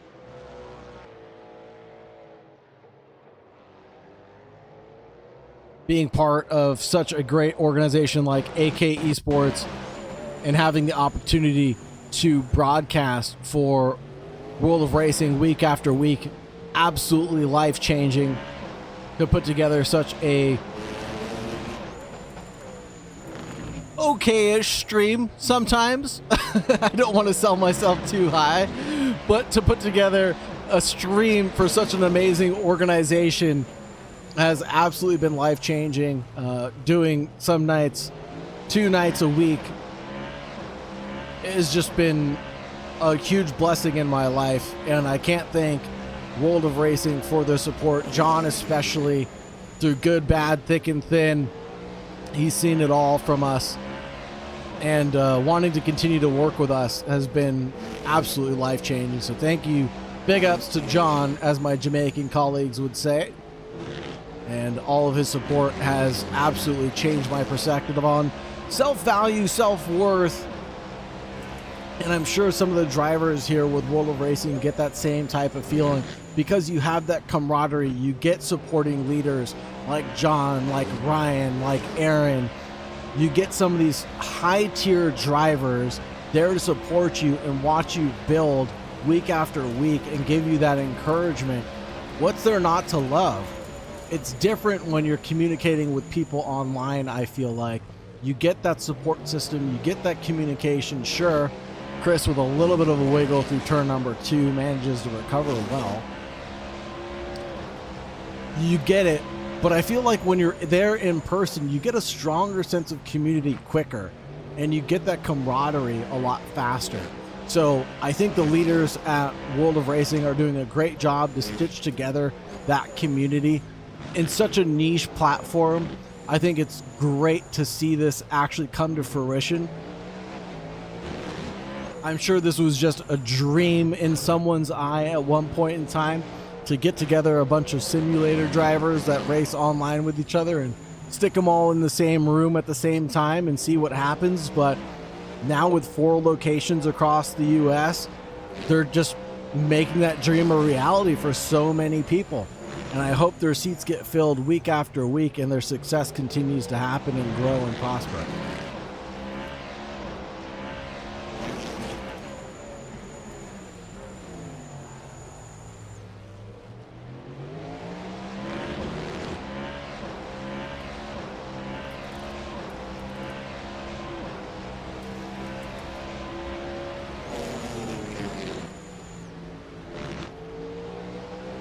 Who's cutting onions in here, Christina? Oh my goodness. Getting emotional. Get off my soapbox there for a minute. Get back to the racing. Right now, the gap's looking like the OGs with 2.4 seconds behind Chris, or vice versa. Flip that and reverse it. Chris 2.4 behind the OGs. Ali 56 seconds down from Chris. I thought I saw Michael within 1 second of Dunn. Must have had a little slip, trip, and fall there. 2:09.1 from the OGs. That might be the fastest lap of the night. Staves off any attack from Chris right now. And the fuel load's getting lighter. The lap time's coming down. And expect to see the drivers come in for another pit stop within the next lap or two. And then one more at the end.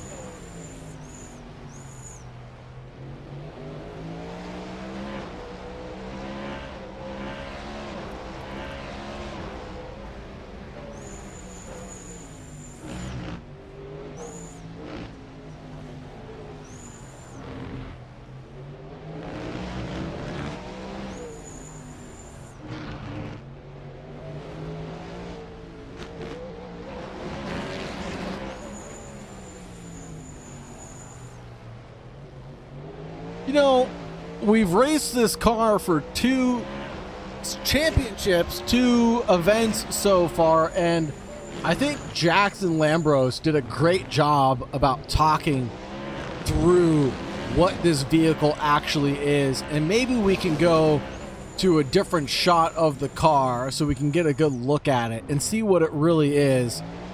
The OGs have a spill and thrills at turn number 19. Chris goes through on the OGs, and that's the mistake he needed to happen to close down the gap. We were saying turn 19 setup is very important for the run down to turn number 20, and the OGs made a critical mistake coming through turn number 19, had a slip on corner exit, spun out, and now Chris Lovell in the lead of the race by 5 seconds.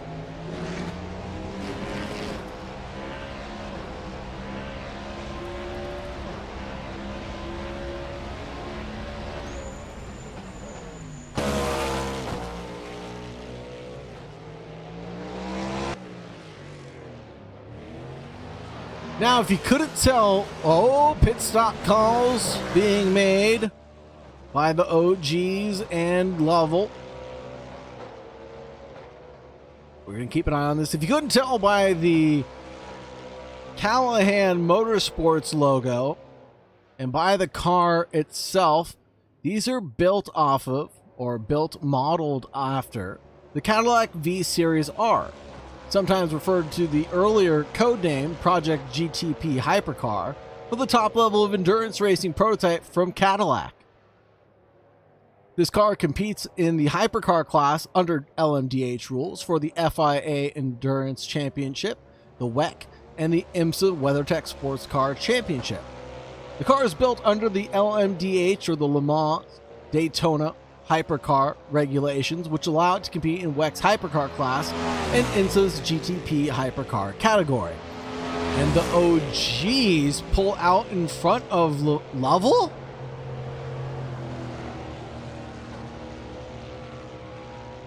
They do. The OGs back in front of Chris. Ali re-inherits the lead of the race as the leaders were in pit lane. Ali on an alternate strategy than the leaders right now. Let's take a look at the pit stops right now. See where we're at. 3 pit stops for the first 4 runners. That'll be Ali, the OGs, Chris, and Christopher.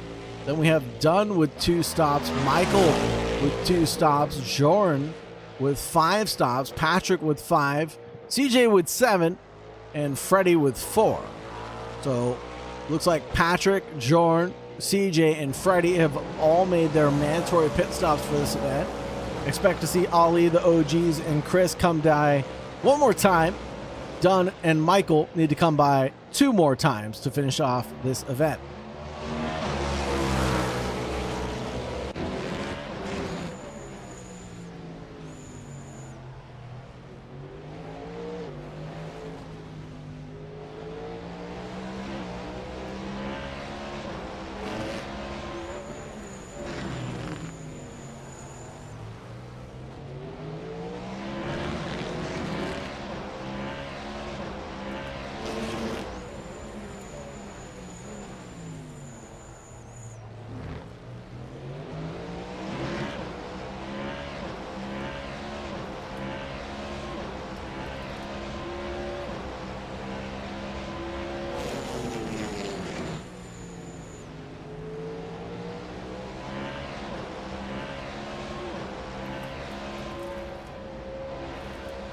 DOG's 9 seconds back from Ali, despite being on the same strategy, or an alternate strategy, let's call it. Ali still needs to come down pit road, and he does pit at this time of asking.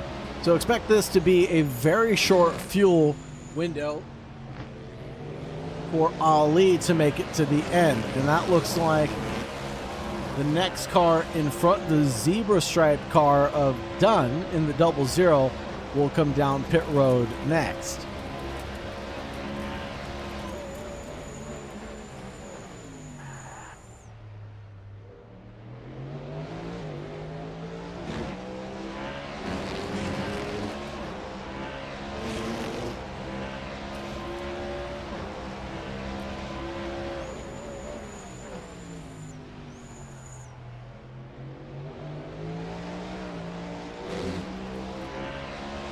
Ali, Dunn, and Michael all come down pit road. This might be an epic battle for third place on the podium, as Ali is in pit lane.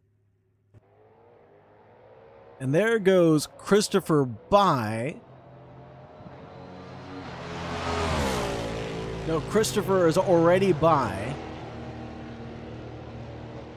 I think this will be about 50 seconds by the time Ali gets rolling. But I feel like Ali should be on the podium. Christopher should come down pit road in the next couple.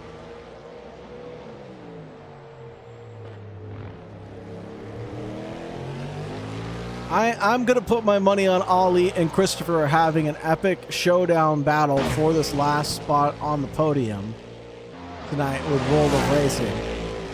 I really do think that.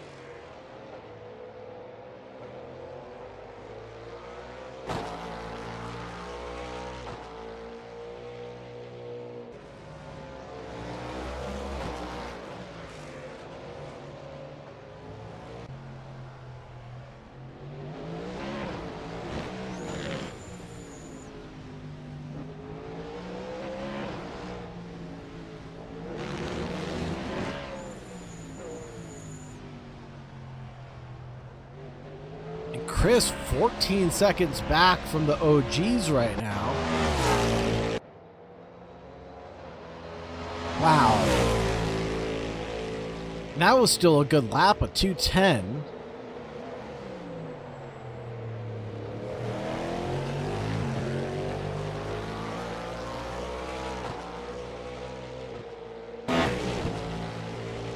Now the OGs, can someone inform me, who are the OGs? Is that a team of drivers?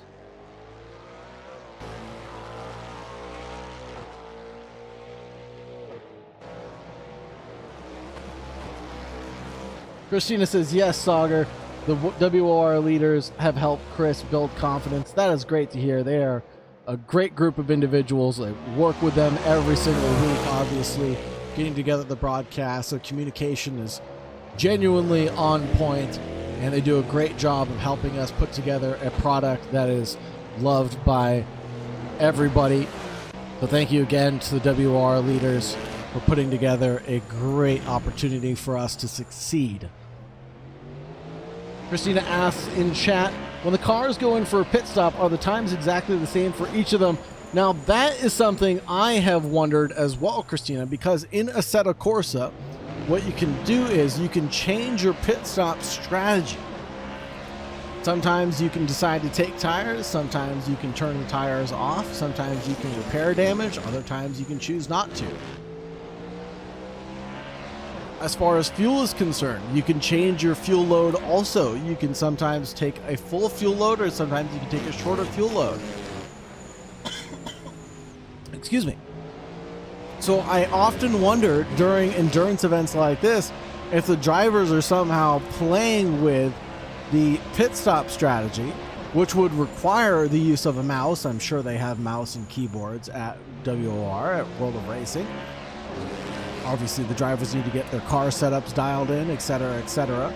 So they would need a mouse and keyboard to do that. But is there someone to help them do their setup changes? Is there someone to help them do their pit stop strategies as well?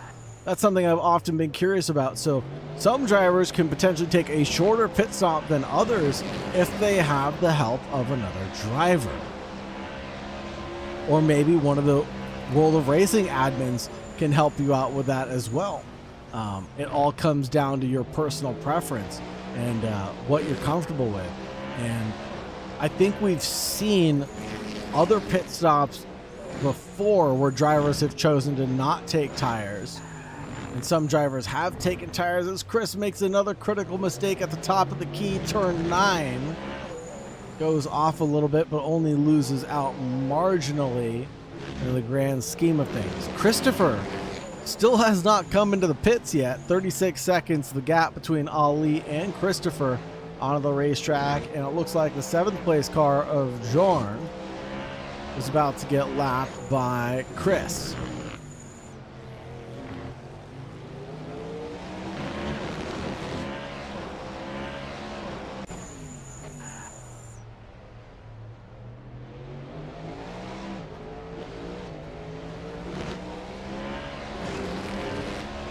Ali challenging things with Dunn right now.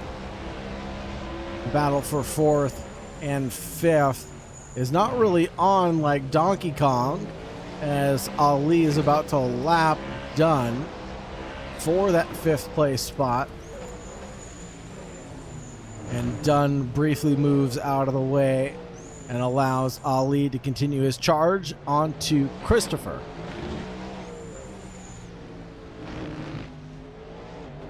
No problem, Christina. Thank you very much for that very, very good question.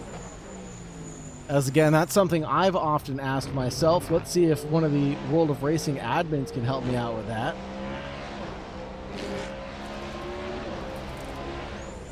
Aha! Alex Herman, one of the wonderful admins here in the World of Racing chat, has let me know. Or we'll call him down from the pit wall. Alex Herman reports, we do fix setups. Ryan Fritz will sometimes make setups, but if he does, everyone will be on the same one he made. Good to know.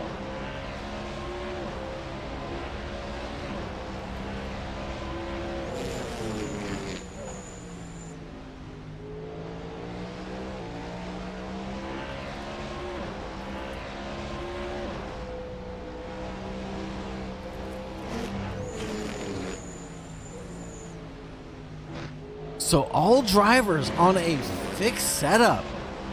Very interesting to know, and give us that little bit more insight in kind of what the drivers are all dealing with. So fixed setups usually means that you don't get to tailor the vehicle to your driving style. You're tailoring your driving style to the vehicle beneath you. And that's sometimes extremely difficult to do. If you compete in leagues like iRacing, Assetto Corsa obviously, and you're dealing with fixed setup cars, sometimes the car balance just doesn't suit your mechanical needs. I'm more of a, how do I put this nicely? I'm more of a monkey when it comes to inputs on my car. I am aggressively turning in, I am aggressively turning out, I am mashing the throttle as hard as possible. So I am relying on a lot of mechanical grip, and I typically like a softer car, as Ali now challenges another driver in a banana livery. And if he passed Dunn, this would be not Christopher. Who are we looking at? Let's jump ahead. That'll be Freddie that we're looking at in front of Ali. Whoa, Ali with a big correction of the wheel to not run into the back of Freddie. Freddie promptly gets out of the way at turn number 17, as the kink to the left is turn number 18, and turn 19 being the long hairpin left-hander.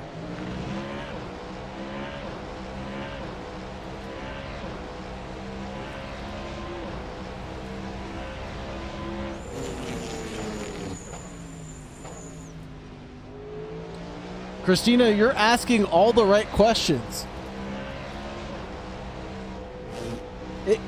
strictly, it can't be a fixed pit stop. The only difference is that I see Lovell slowing down at the pit board, at the pit line. Let's take a look and see if Ali can see it when we come around. So there's a big difference with the way that the drivers are entering pit lane as well. And I'm not sure if the stewards are going to have a look at this, but you can see that the pit board's there on the right-hand side. Lovell is slowing down significantly before the board and hitting the 60 kilometers per hour mark when he gets to that board. The OGs I have seen just send it into pit lane at full speed Mach Jesus. So there's a huge, time gain or disparity there as well. Time gained and lost. That could result in 5 seconds alone. The other, 9 seconds or so has to come down to tires, has to come down to fuel. It has to be some change in the way they're setting up their vehicles. The gap now 18 seconds between Chris and the OGs. 209.9 being set by the OGs. Yeah, they're running a lighter fuel load than Chris is right now. Chris needs a helping hand, someone to adjust that fuel for him so that this last stop just becomes a splash and dash to make it to the very end. So I guarantee you he's into the 210s right now. 210.5.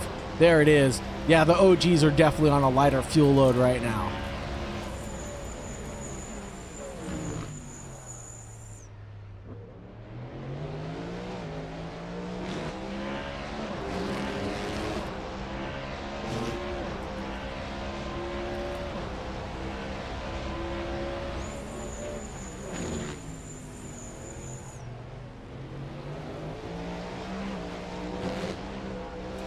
Oh, big tank slapper for Chris there.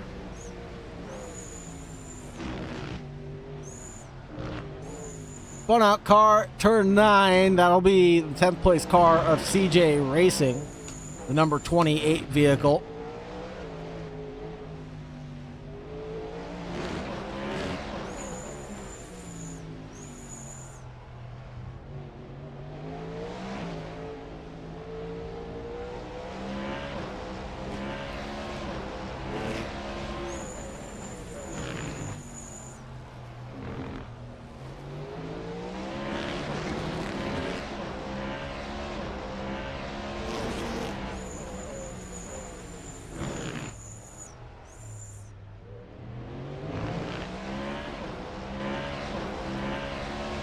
Focus and concentration coming out of the visor of Chris's vehicle right now.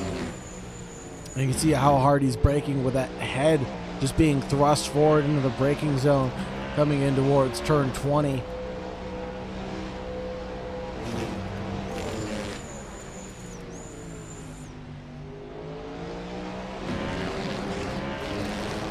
Beautiful cockpit from RaceSim Studios.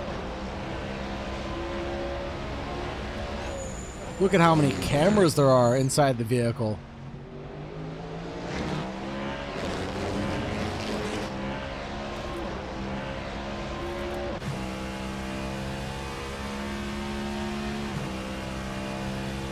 Christina says, so much to learn, it makes my head spin. Yeah, I get the feeling. I've only been sim racing for 6 years, and it takes a long time to learn one platform of sim racing. Me and Mike Noss were playing around on iRacing and getting to know the simulator there as well. And again, that's just a whole nother challenge that you have to overcome, is learning a new simulator, learning new physics, how the car behaves, pit stop mechanics.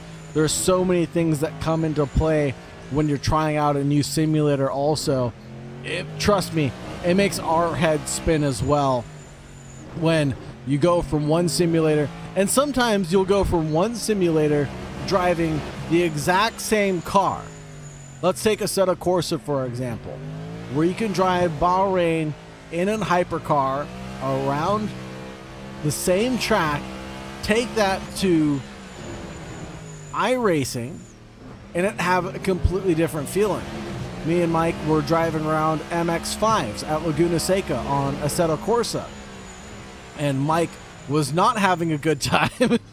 I will just say that.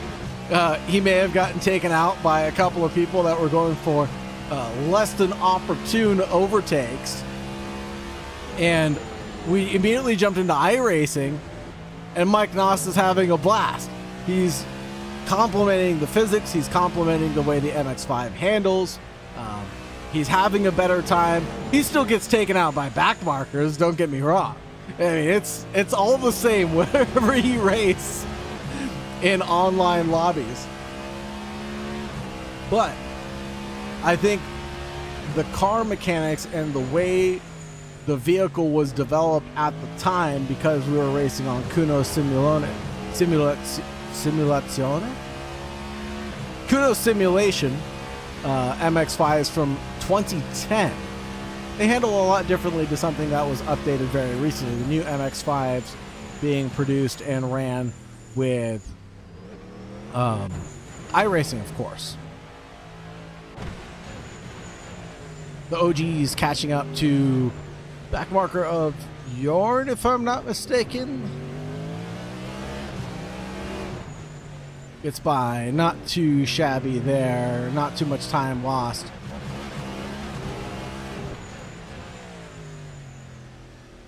There was another simulator that me and Mike were trying out, and I forgot what it was, but again, the same thing took place where we jumped from one sim driving the exact same combo to another simulator, and we both kind of shook our heads and were like, this doesn't feel right at all. What's going on here? It felt better in Assetto Corsa. And that's because we were driving an RSS mod with a reboot team track. So the highest quality of the highest quality, and we went down to a lower tier subscription model basically, and we just weren't having the same experience. So it kind of goes both ways sometimes, depending on what simulator you're running or what game you're running, whatever you want to call it, right? But at the end of the day, it's what gives you the best feeling and what gives you the most joy. Mike was I'll give you some more Mike Noss lore as we get into the podcast section of the broadcast. I apologize to anyone looking for some racing. I'm not seeing a lot on the racetrack as the 9th place car, the number 31 of Freddie, comes in and makes their presumably last pit stop of the event. We're going to still keep our eyes peeled on the OG's time, still running in the 209s compared to Chris, who I believe is in the 210s right now. Man, if I could, I would love to get an interview with the OGs after this event. Gonna try my darndest to make that happen. If we can get them in for an interview. One of the teams that has come to the top here very recently, and I haven't seen their name at the top of the charts in all of the endurance races I've done. I want to hear their smile. And yes, I said that right. I don't need to see it. I want to hear their smile from ear to ear. I want to hear their cheering, their hooting and hollering, because they've driven a very good race so far. It hasn't been perfect, but it has been a very good race for them. And I'd love to hear from them about that. More Mike Noss lore coming at you. Mike Noss and I were driving iRacing the other day, and Mike and I are very green to iRacing. We're not competitors by any means. We're not the greatest at it. Mike Noss is higher rating than I am, and he just got his license provisionally equipped to him. I have got a broken back, so my racing is pretty much over for me. I just race for fun.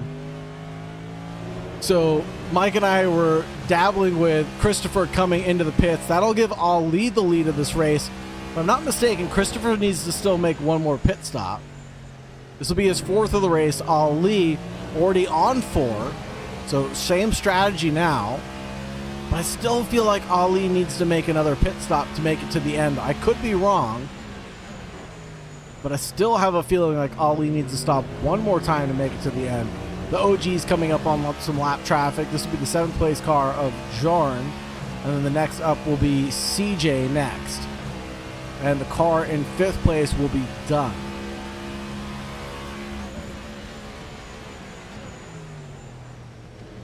So, back to the story. Whoa, CJ is spun out at turn number 3. That's going to hurt his charge very much so. Next up will be Jorn. And promptly gets out of the way, and that will be done and dusted there. Check in with Chris.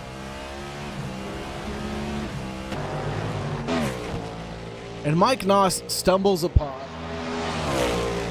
Mike actually asked me, what do I want to do? And I was tired of losing I rating and safety rating driving MX-5s to help Mike get his provisional license.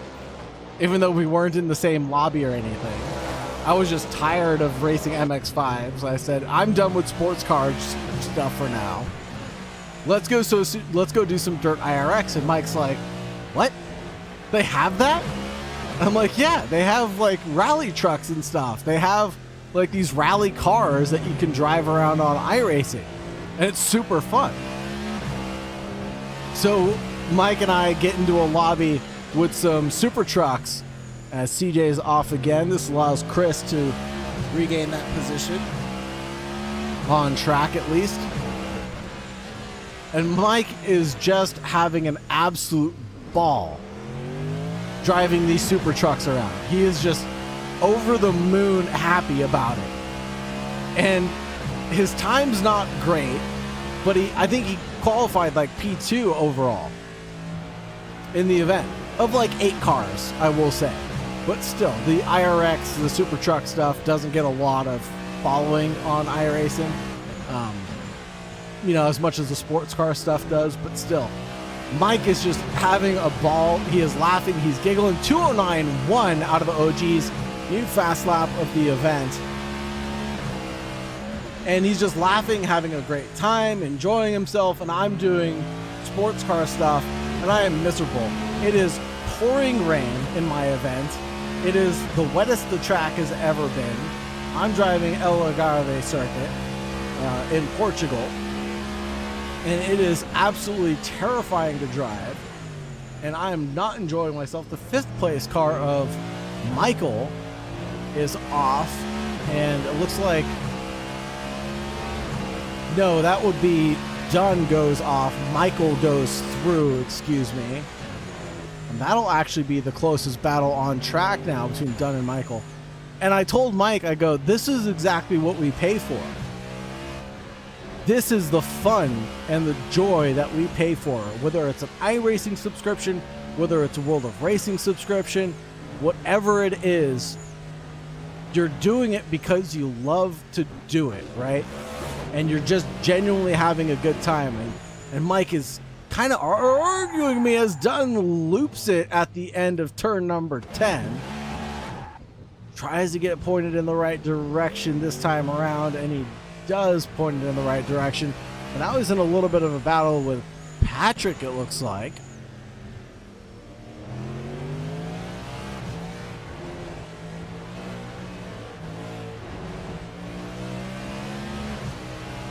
But that's the point of the story is that's what you pay for at the end of the day. Whether it's your sim rig at home, your giant 59-inch monitor side to side through turn 18.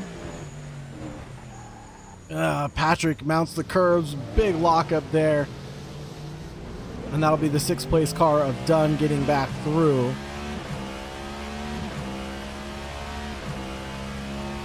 Let's see if we can stick with this battle. And Patrick hopefully closing in on Dunn here. The moral of the story is that's what we spend all this money for, is to just genuinely have fun and enjoy the simulator that you're playing on, whether it's iRacing, Corsa, ACC, LMU, so many to name nowadays, Automobilista, Project Cars, or even a low-tier simulator like Forza Motorsports. I shouldn't call it low-tier, but a Simcade, let's call it, like Forza Horizons or Gran Turismo. Whether you're enjoying that, but that's what you pay for here. You know, you really just want to enjoy it. The OG's in for a pit stop, and that should be their last of the evening. And this is going to be a fairly long pit stop. And I did get word from race control.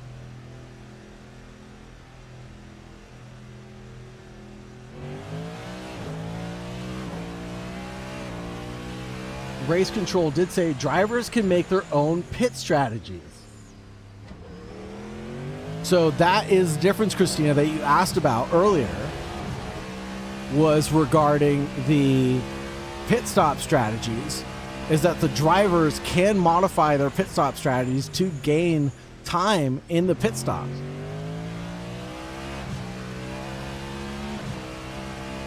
And that's what we're seeing the OGs do time and time again on Assetto Corsa. And there, I gotta mention too, I'm gonna get on the soapbox again, I'm so sorry. I think Assetto Corsa was my first love in simulators and is still my strongest love as far as simulators are concerned, because the fact that you can do just about anything in Assetto Corsa, whether you want to drive street circuits, whether you want to drive Formula cars on those street circuits. Me and Mike, again, having a great time with our simulators a couple days ago. We're driving around No Hesse together, which is a traffic variant of a city or Tokyo simulated town, and there's traffic on it, and you get points for driving through traffic and stuff. It's so much fun. We were having a great time enjoying each other's company on that. And then we immediately switched over to a track called LA Canyons. And LA Canyons, of course, by the name, is kind of a simulator of canyons in LA. And we were driving Formula One cars. We were driving Ford Daytona or Shelby Daytonas around. We were driving some super cars around, some Lexus LC 500s around. It was just such a great time. We enjoyed each other's company so much, and it was open to the public to come and join us. So Assetto Corsa being my first and my strongest love in simulators because of the variety that you get to partake in with the number of things you can possibly do with it. And it's just so much fun. And we have wonderful racing here with the World of Racing on Assetto Corsa, this wonderful platform. And the organizers do a great job of picking such great car track combos as well. And again, hats off to the people that organized the Pro Series Championship, because they have put together a masterclass list of car tracks that we've ever seen before. And I believe we're going to another amazing track coming up, V8 Holden car at the Bend, coming up next week. So that will be a great time as well. And one of the things I forgot, the Pro Series Round 7 is Thursday, October 23rd at 7 p.m. Pacific Daylight Time. We're driving the Holden Commodores V8 Supercar at the Bend International layout. Pre-qualifying will end on Wednesday night at 8 p.m. We will announce the Round 8 car and track combo Thursday night once the Round 7 wraps up. And of course, the highlights being posted on YouTube. All centers are involved in that. One of the things that I did forget to mention, as I've mentioned the Pro Series multiple times now, is that the Samantha Tan Racing esports team crossed with World of Racing sim competition was last night, where they raced the BMW M4 GT3 at COTA and Road America. If you missed it, the next competition will be held in November. The winner of last night won a free track day with Samantha Tan this Wednesday at the Thermal Club, and this was a Tustin-only event. Man, oh man, what an opportunity to spend time with a real-world racing driver, Samantha Tan. I have a picture of me and Samantha Tan. I'm going to get on the soapbox again. The podcast begins. Of my service dog, actually, Lexus, on the autograph table with Samantha Tan. And Samantha was just so genuinely sweet and kind and such a wonderful person. I had such an amazing time at Sonoma Raceway thanks to her hospitality and the warmth and comfort that she was able to provide me and my service dog. It just warmed my heart so much to feel comfortable to be there with my service dog at such a hectic and chaotic event like Sonoma Almost at Sonoma Road, Atlanta. At Sonoma Raceway, Sears Point.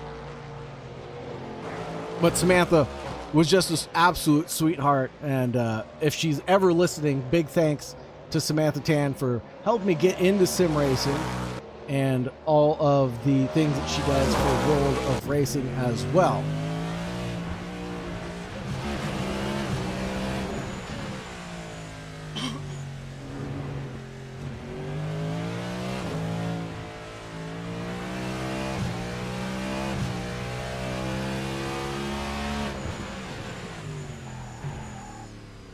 Couple of mistakes coming out from the OGs currently, as they're in the lead of the race by 40 seconds. Take a look at pit stops one more time. Chris still needs to make his last of the evening. When will he decide to make that pit stop of his? Just 16 minutes remaining. He might be going for a late pit stop, not take tires and stay out in the lead of this event potentially.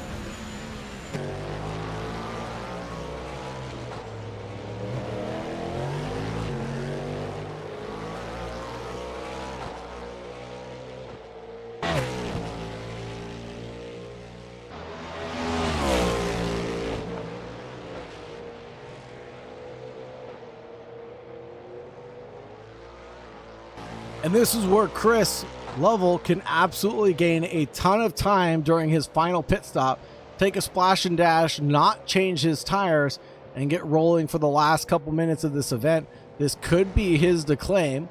I would still love to talk to, if at all possible, the winners of this event, or the top 3 of this event. That's something I will recommend to the organizers in the future. I'd love to do some driver interviews and get to know the hands a little bit better. The hands behind the wheels.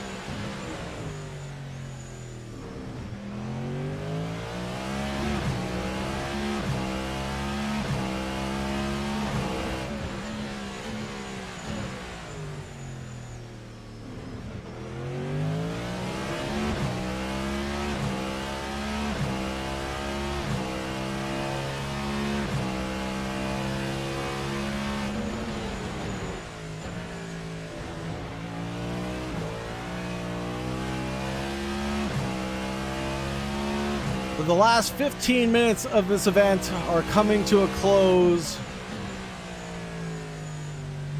Chris in the lead of this race, but still has to make one more pit stop. The OGs in P2, Ali in third. And this is actually going to be close. Ali and Christopher now.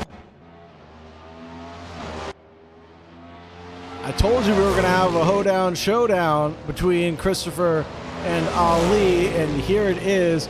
Both drivers coming in towards T1 right around the same time. Ali 1.3 seconds back from Christopher, as it were.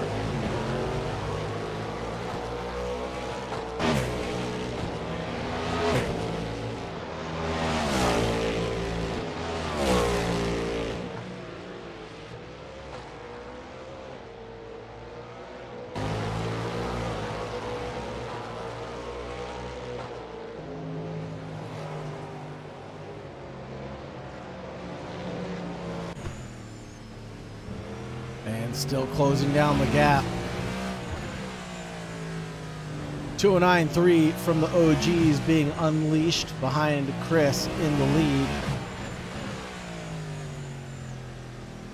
And Chris has done such a phenomenal job. He's about to lap P4 and P3 right now.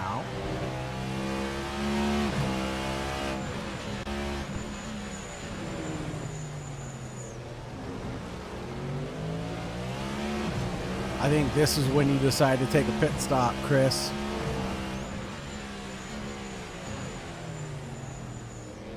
You don't want to stay in the dirty air of the cars in front of you, catching that turbulent air.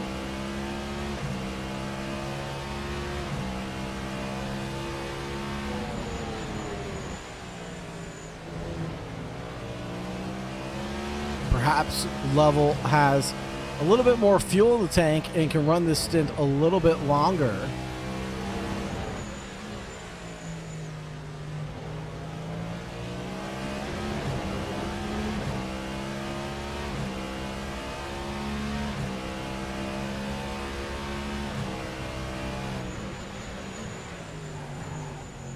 Due to the position on track with that lockup, especially, he should come down pit road now.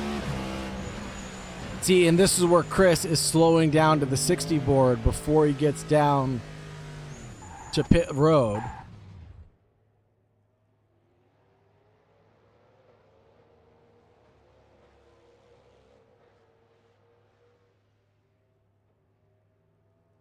And let's see where the OGs are on the racetrack right now.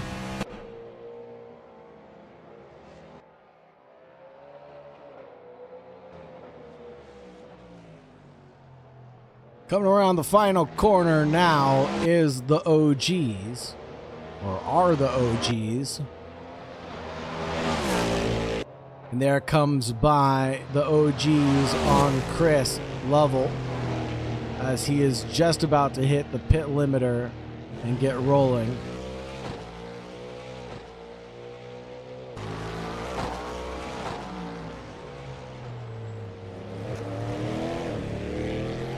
And that gap's going to rest at 7 seconds for now. Looking back at Ali and Christopher, though.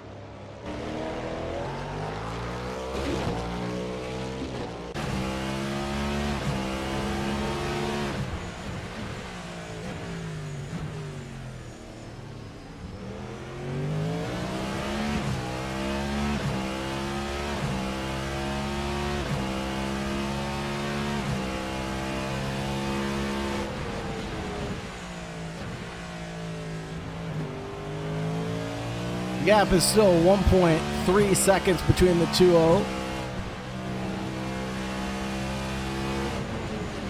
And we are going to see a showdown for the P3 run as we get down to the wickets. 10 minutes remaining on the clock, folks.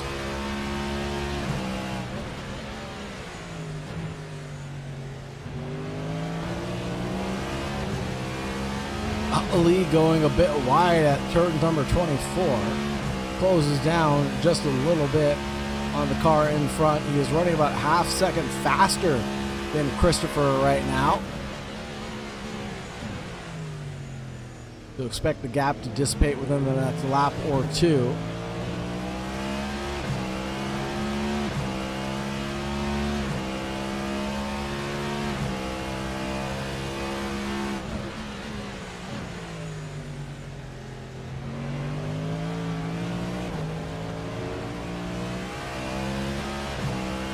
So dark in this back section, the top of the key, coming through turns 7 and 8.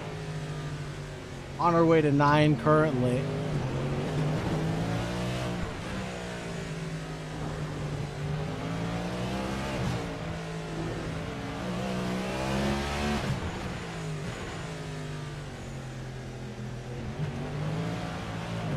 Big slide from Ali as he pushes behind Christopher with a big tank slapper as he tried to recover.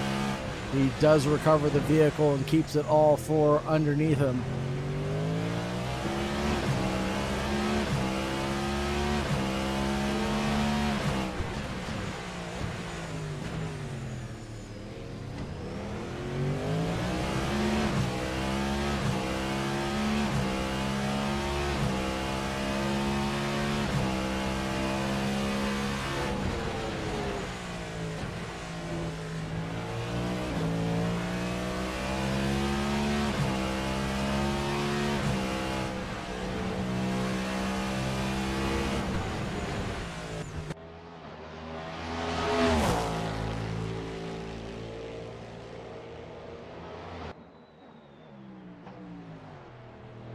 Now down to just 0.6. This is where the slipstream is most effective.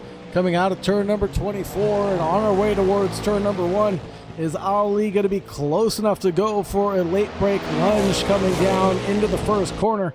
I think he can. I think he can. I think he can, Sauger says. But no, not this time.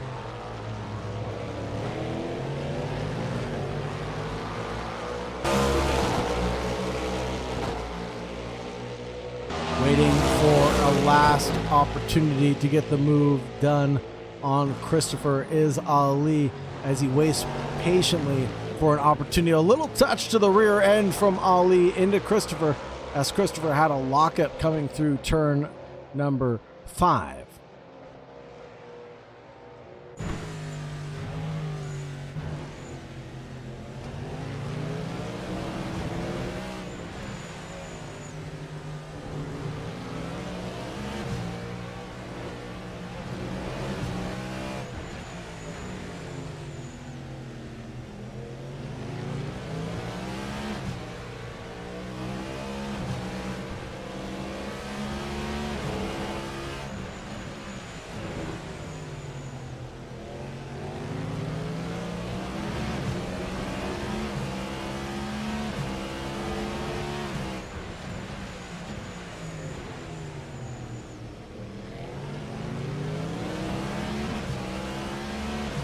Quiet as a mouse as I hold my breath with anticipation. Ali chasing down Christopher in the final closing minutes. Christopher with a mistake. Ali with a bigger mistake, though. Slides his way through turn number 20. Right before 21. Green flags are waving as Ali gets the car spun around in the right direction. Oh man, Ali definitely had a great drive attached to his name, but unfortunately it wasn't enough to get P3.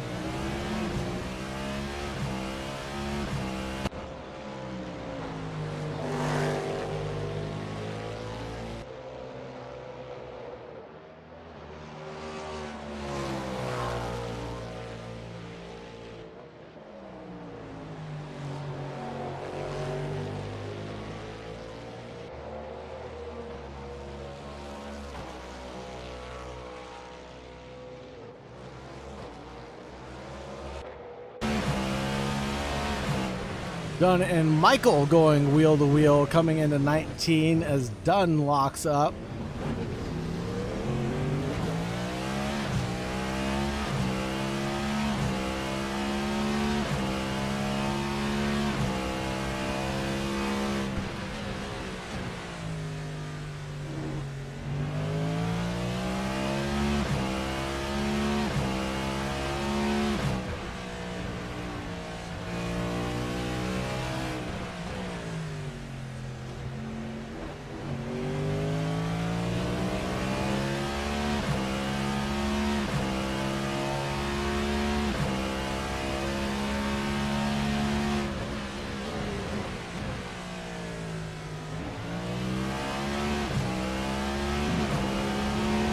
Minutes on the clock by the time the drivers cross the line. That means we'll get this lap plus one more if I'm not mistaken.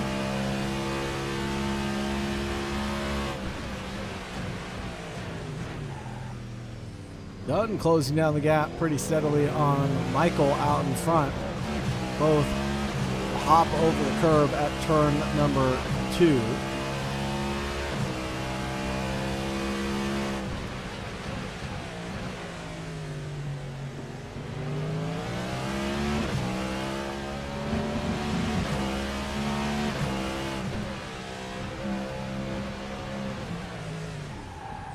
Oh, another lockup from Dunn. As he has the pace, just can't control the beast within him. I believe the anti-stall is kicked on, and he gets the car rolling again. That's Dunn now in P7.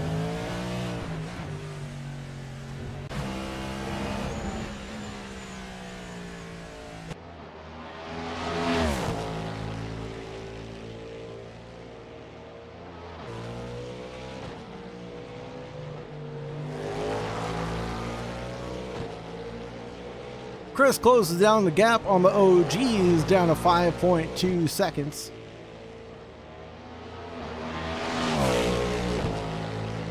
They're running faster and faster times at 209.1. Currently the fastest lap of the race.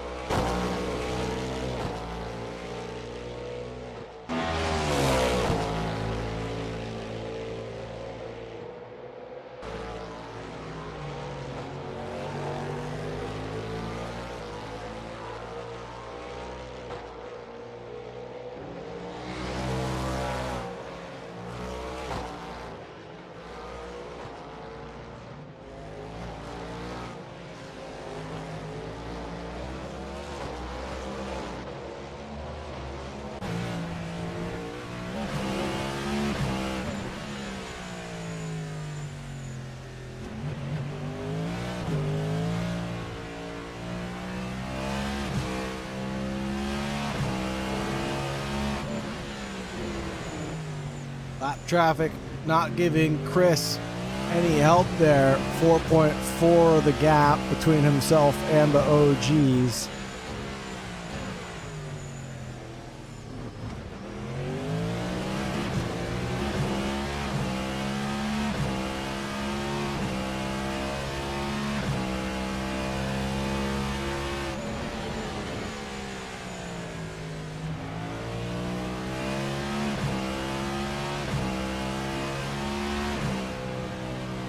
Doing 9.8 out of Ali that time around.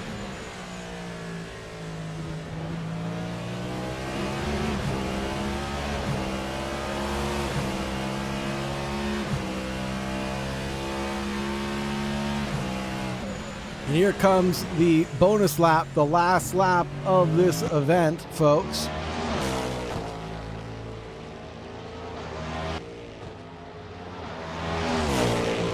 .208.777, that will be a new fast lap of the event.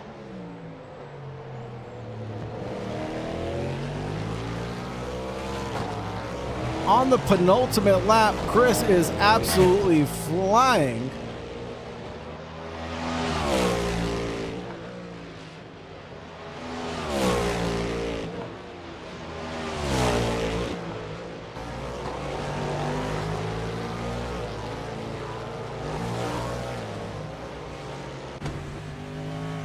The OGs coming into turn 9 for the final time of asking have driven a masterclass throughout this event. They've done a great job from green to checkered flag, barring a few mistakes, but battling throughout the midfield.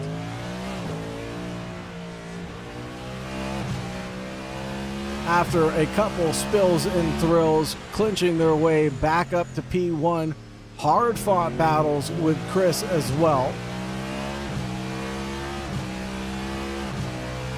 Had to do the hard work the entire time. Driving the wheels off this naturally aspirated V8 hypercar around Bahrain under the lights. Been nothing but a great show for sure, and the OGs and Chris have provided most of the entertainment for the night. Ali and Christopher as well, providing a great deal of entertainment. Michael, Jorn, Dunn, Patrick, TJ, and Freddie all participating in tonight's event and battling the grueling track underneath the lights of Bahrain. But it's been all up to this guy. The OGs will come home in P1 in front of Chris by 2.3 seconds. They will claim victory tonight for the endurance event brought to you by World of Racing. Christopher in P number 2 will bring it home safely to number 65. Christopher in 3rd position is coming through turn number 9 right now.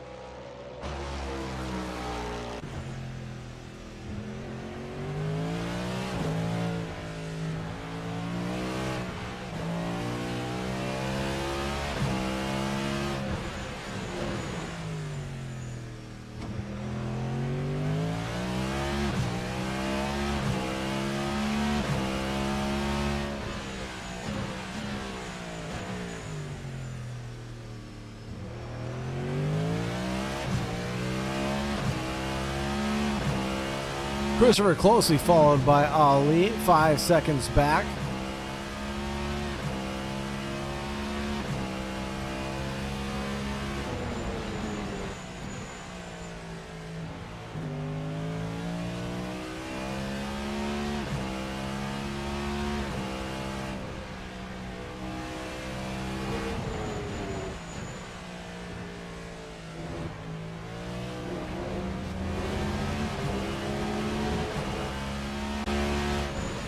Coming into the final corner for the final time.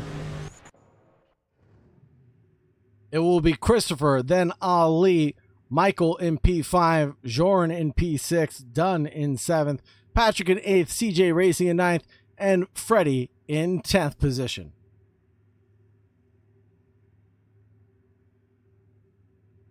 Let's head back over to the broadcast booth to close things out and wrap up this historic event under the lights here at Bahrain.